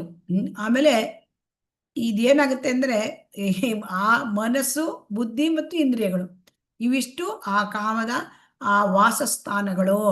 ಸೊ ಹಾಗಾಗಿ ಏನಾಗುತ್ತೆ, ಆಮೇಲೆ ಅದರ ಪಕ್ಕದಲ್ಲಿಯೇ, ಬುದ್ಧಿ ಪಕ್ಕದಲ್ಲಿಯೇ ಆ ಆತ್ಮ ಇರುತ್ತೆ ಅಲ್ವಾ? ಸೊ ಹಾಗಾಗಿ ಇದು ಏನ್ ಮಾಡುತ್ತೆ, ಅದು ಇಂದ್ರಿಯಗಳ ಜೊತೆ ತನ್ನನ್ನ ಗುರುತಿಸಿಕೊಂಡ್ಬಿಡುತ್ತೆ. ಯಾವುದು? ಆ ಆತ್ಮ ಮನಸ್ಸು ಇಂದ್ರಿಯಗಳ ಮೂಲಕ ತನ್ನನ್ನು ಗುರುತಿಸಿಕೊಂಡ್ಬಿಡುತ್ತೆ. ಸೊ ಹಾಗಾಗಿ ಈ ದೇಹವನ್ನು ಅವನು ತಾನೇ ದೇಹವೇ ತಾನು ಅಂತ ಬಯಸ್ಕೊಳ್ತಾನೆ. ಅವನು ಅದನ್ನ ಆ ಥರ ತಿಳ್ಕೊಳ್ತಾನೆ. ಮತ್ತೆ ದೇಹಕ್ಕೆ ಸಂಬಂಧಪಟ್ಟ ವಸ್ತುಗಳು ತನ್ನ ಬಂಧುಗಳು ಅಂತ ತಿಳ್ಕೊಳ್ತಾನೆ. ದೇಹಕ್ಕೆ ಸಂಬಂಧಿಸಿದವರು, ಇದು ನನ್ನ ಹೆಂಡತಿ, ಇದು ನನ್ನ ಮಕ್ಕಳು, ಇದು ನನ್ನ ಗಂಡ, ಇದು ನನ್ನ ತಂದೆ ತಾಯಿ, ಇದೆಲ್ಲ ಭಾವನೆ. ಸೊ ಹಾಗಾಗಿ ಭಾವಿಸಿದರೆ ಅವನು ಕತ್ತೆಯಂತೆ ಅಥವಾ ಹಸುವಿನಂತೆ ಅಂತ ಹೇಳಿ ಶ್ರೀಲ ಪ್ರಭುಪಾದರು ಹೇಳಿದ್ದಾರೆ. ಅಂದ್ರೆ ನಾವು ಪ್ರಾಣಿಗಳಂತೆ. ಇದು ಅರ್ಥ ಆಯ್ತಾ? ಹರೇ ಕೃಷ್ಣ. ಕಾಮದ ಆವಾಸ ಸ್ಥಾನ ಯಾವುದು? ಇಂದ್ರಿಯ, ಮನಸ್ಸು, ಬುದ್ಧಿ.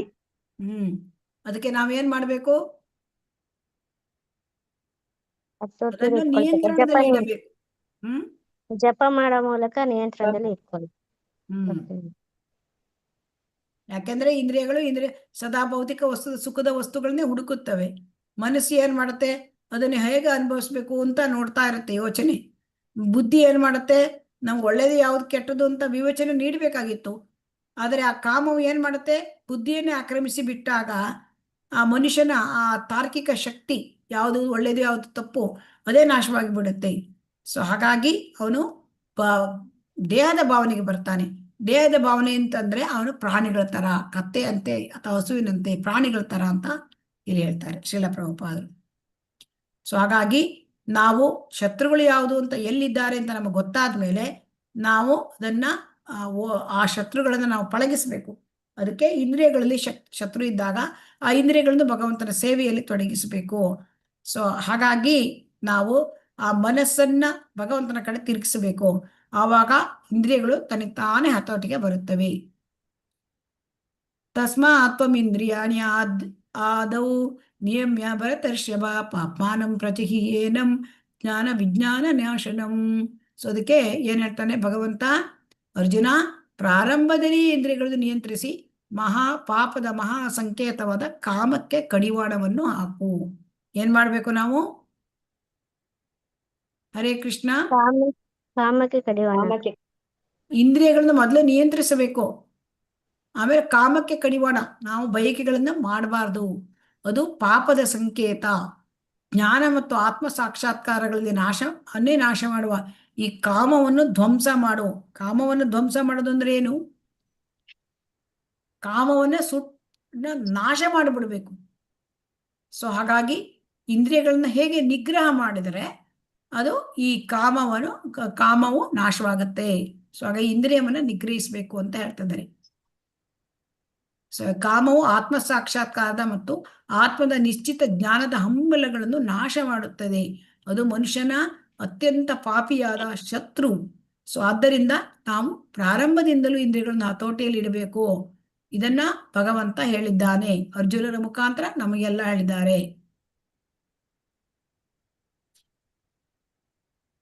ಇದನ್ನ ನಾವು ಜ್ಞಾನದಿಂದ ಮತ್ತು ಆತ್ಮ ಸಾಕ್ಷಾತ್ಕಾರದಿಂದ ಈ ಒಂದು ನಿಯಂತ್ರಣ ಮಾಡಬೇಕು ಈ ಕಾಮವನ್ನ. ಜ್ಞಾನ, ಯಾವ ಜ್ಞಾನ ಅಂದ್ರೆ ಜ್ಞಾನ ಎಂದರೆ ಆತ್ಮೇತರವಾದದ್ದರಿಂದ ಭಿನ್ನವಾದ ಆತ್ಮದ ಜ್ಞಾನ. ನಾನು ದೇಹ ಅಲ್ಲ, ನಾನು ಆತ್ಮ. ಈ ಜ್ಞಾನವನ್ನು ಪಡ್ಕೋಬೇಕು. ಮತ್ತೆ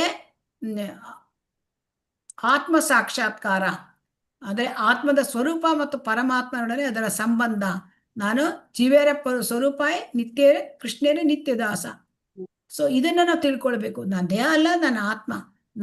ನಾನೇನಿದ್ರು ನನ್ನ ಭಗವಂತನ ಸೇವಕ. ಸೊ ಇದೆಲ್ಲ ಆತ್ಮ ಮತ್ತು ಪರಮಾತ್ಮನ ಜ್ಞಾನ ತುಂಬಾ ಗೋಪ್ಯವಾದದ್ದು, ಅದು ಒಂದು ರೀತಿ ನಿಗೂಢವಾದದ್ದು.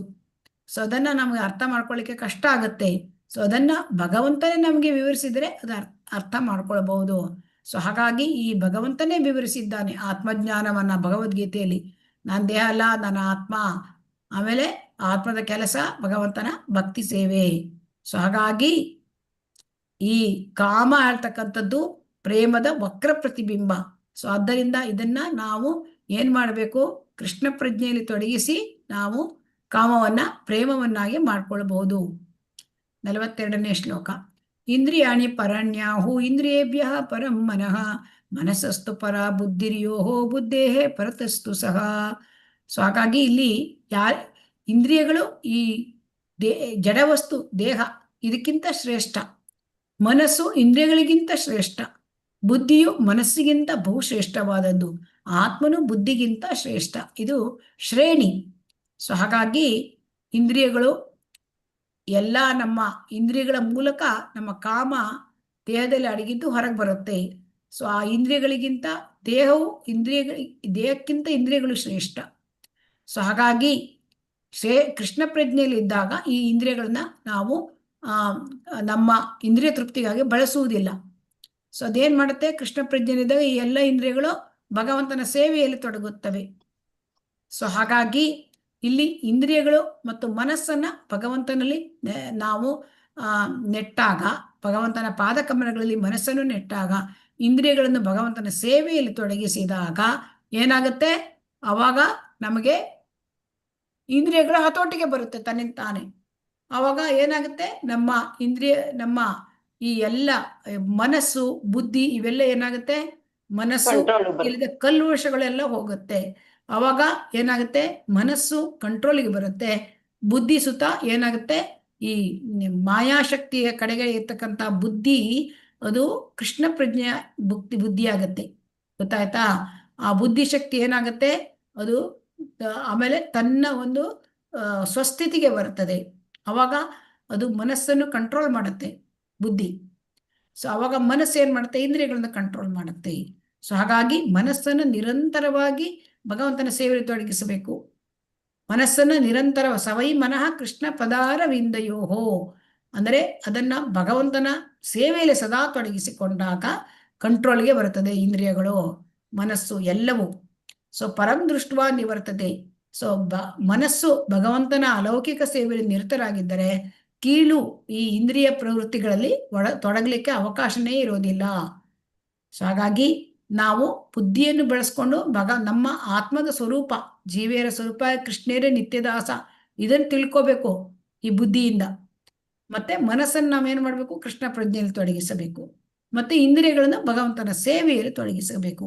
ಅವಾಗ ಏನಾಗುತ್ತೆ, ಇಂದ್ರಿಯಗಳು ಸರ್ಪದಂತೆ ಬಹಳ ಬಲಶಾಲಿಯಾಗಿ ಕಂಡ್ರೂ ಕೂಡ ಹಲ್ಲು ಕಿತ್ತ ಹಾವಿಗಿಂತ ಅವು ಪರಿಣಾಮಕಾರಿ ಆಗಲಾರವು. ನಾವು ಭಗವಂತನ ಸೇವೆಯಲ್ಲಿ ಇಟ್ಟಾಗ ಹಾವಿಗೆ ಹಲ್ಲು ಕಿತ್ತರೆ ಅದು ಏನು ನಮಗೆ ಭಯ ಕೊಡೋ ಅಪಾಯಕಾರಿ ಅಲ್ಲ. ಅದೇ ರೀತಿ ಇಂದ್ರಿಯಗಳು ಭಗವಂತನ ಸೇವೆಯಲ್ಲಿ ತೊಡಗಿದಾಗ ಅಪಾಯ ಉಂಟು ಮಾಡೋದಿಲ್ಲ. ಸೊ ಶ್ಲೋಕ 43.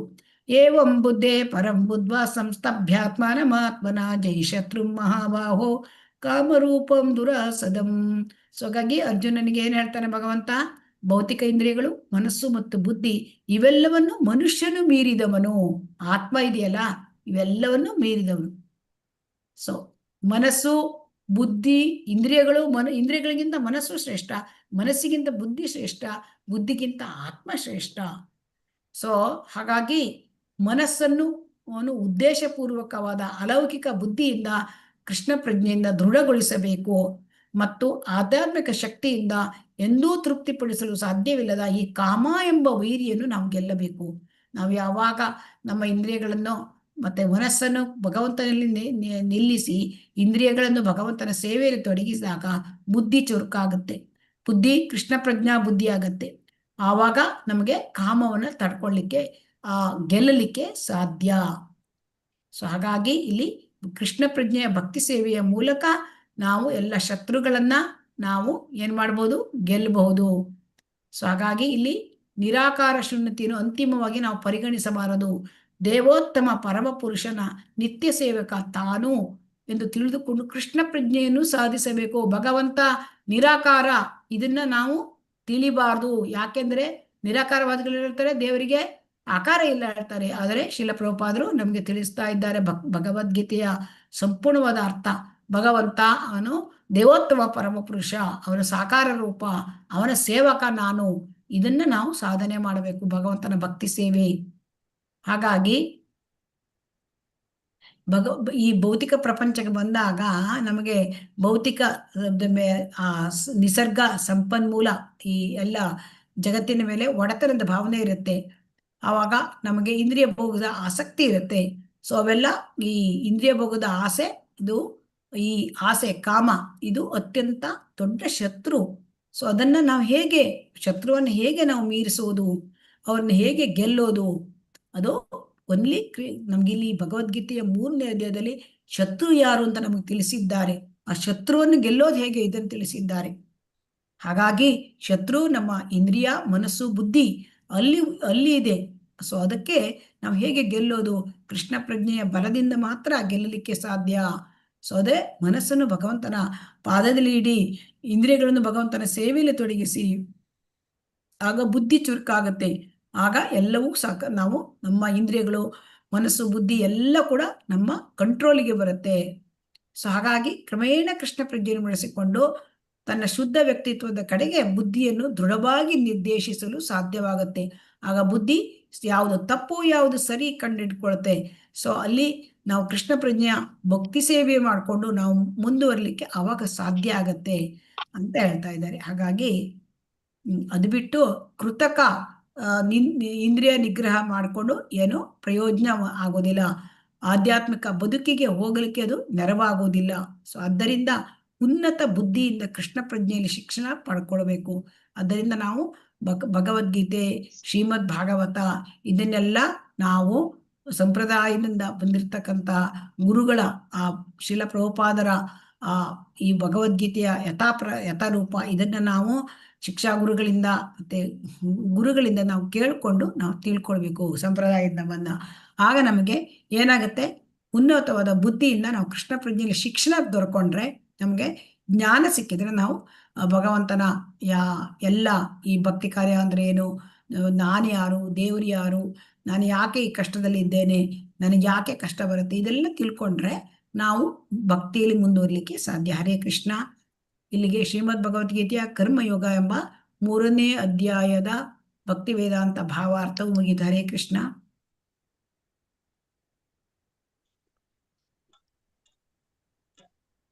ಹರೇ ಕೃಷ್ಣ. ಹರೇ ಕೃಷ್ಣ ಮಾತಾಜಿ. ಪ್ರಶ್ನೆಗಳೇನಾದ್ರೂ ಉಂಟಾ? ಹರೇ ಕೃಷ್ಣ. 3ನೇ ಅಧ್ಯಾಯ ಮುಗೀತು, ಇವತ್ತಿಗೆ ಇಲ್ಲಿ ಮುಗಿಸೋಣ ಅಲ್ವಾ? ಹರೇ ಕೃಷ್ಣ. ಅಥವಾ 4ನೇ ಅಧ್ಯಾಯ ಪ್ರಾರಂಭ ಮಾಡ್ಬೇಕಾ? ಹರೇ ಕೃಷ್ಣ. ಹರೇ ಕೃಷ್ಣ 9:40 ಮಾತಾಜಿ. ಹರೇ ಕೃಷ್ಣ. 9:40 ಆಯ್ತು ಮಾತಾಜಿ, 2 ನಿಮಿಷ ಆಯ್ತು 9:40. ಇಲ್ಲಿಗೆ ಮುಗಿಸೋಣವಾ? ಹಾ ಮಾತಾಜಿ.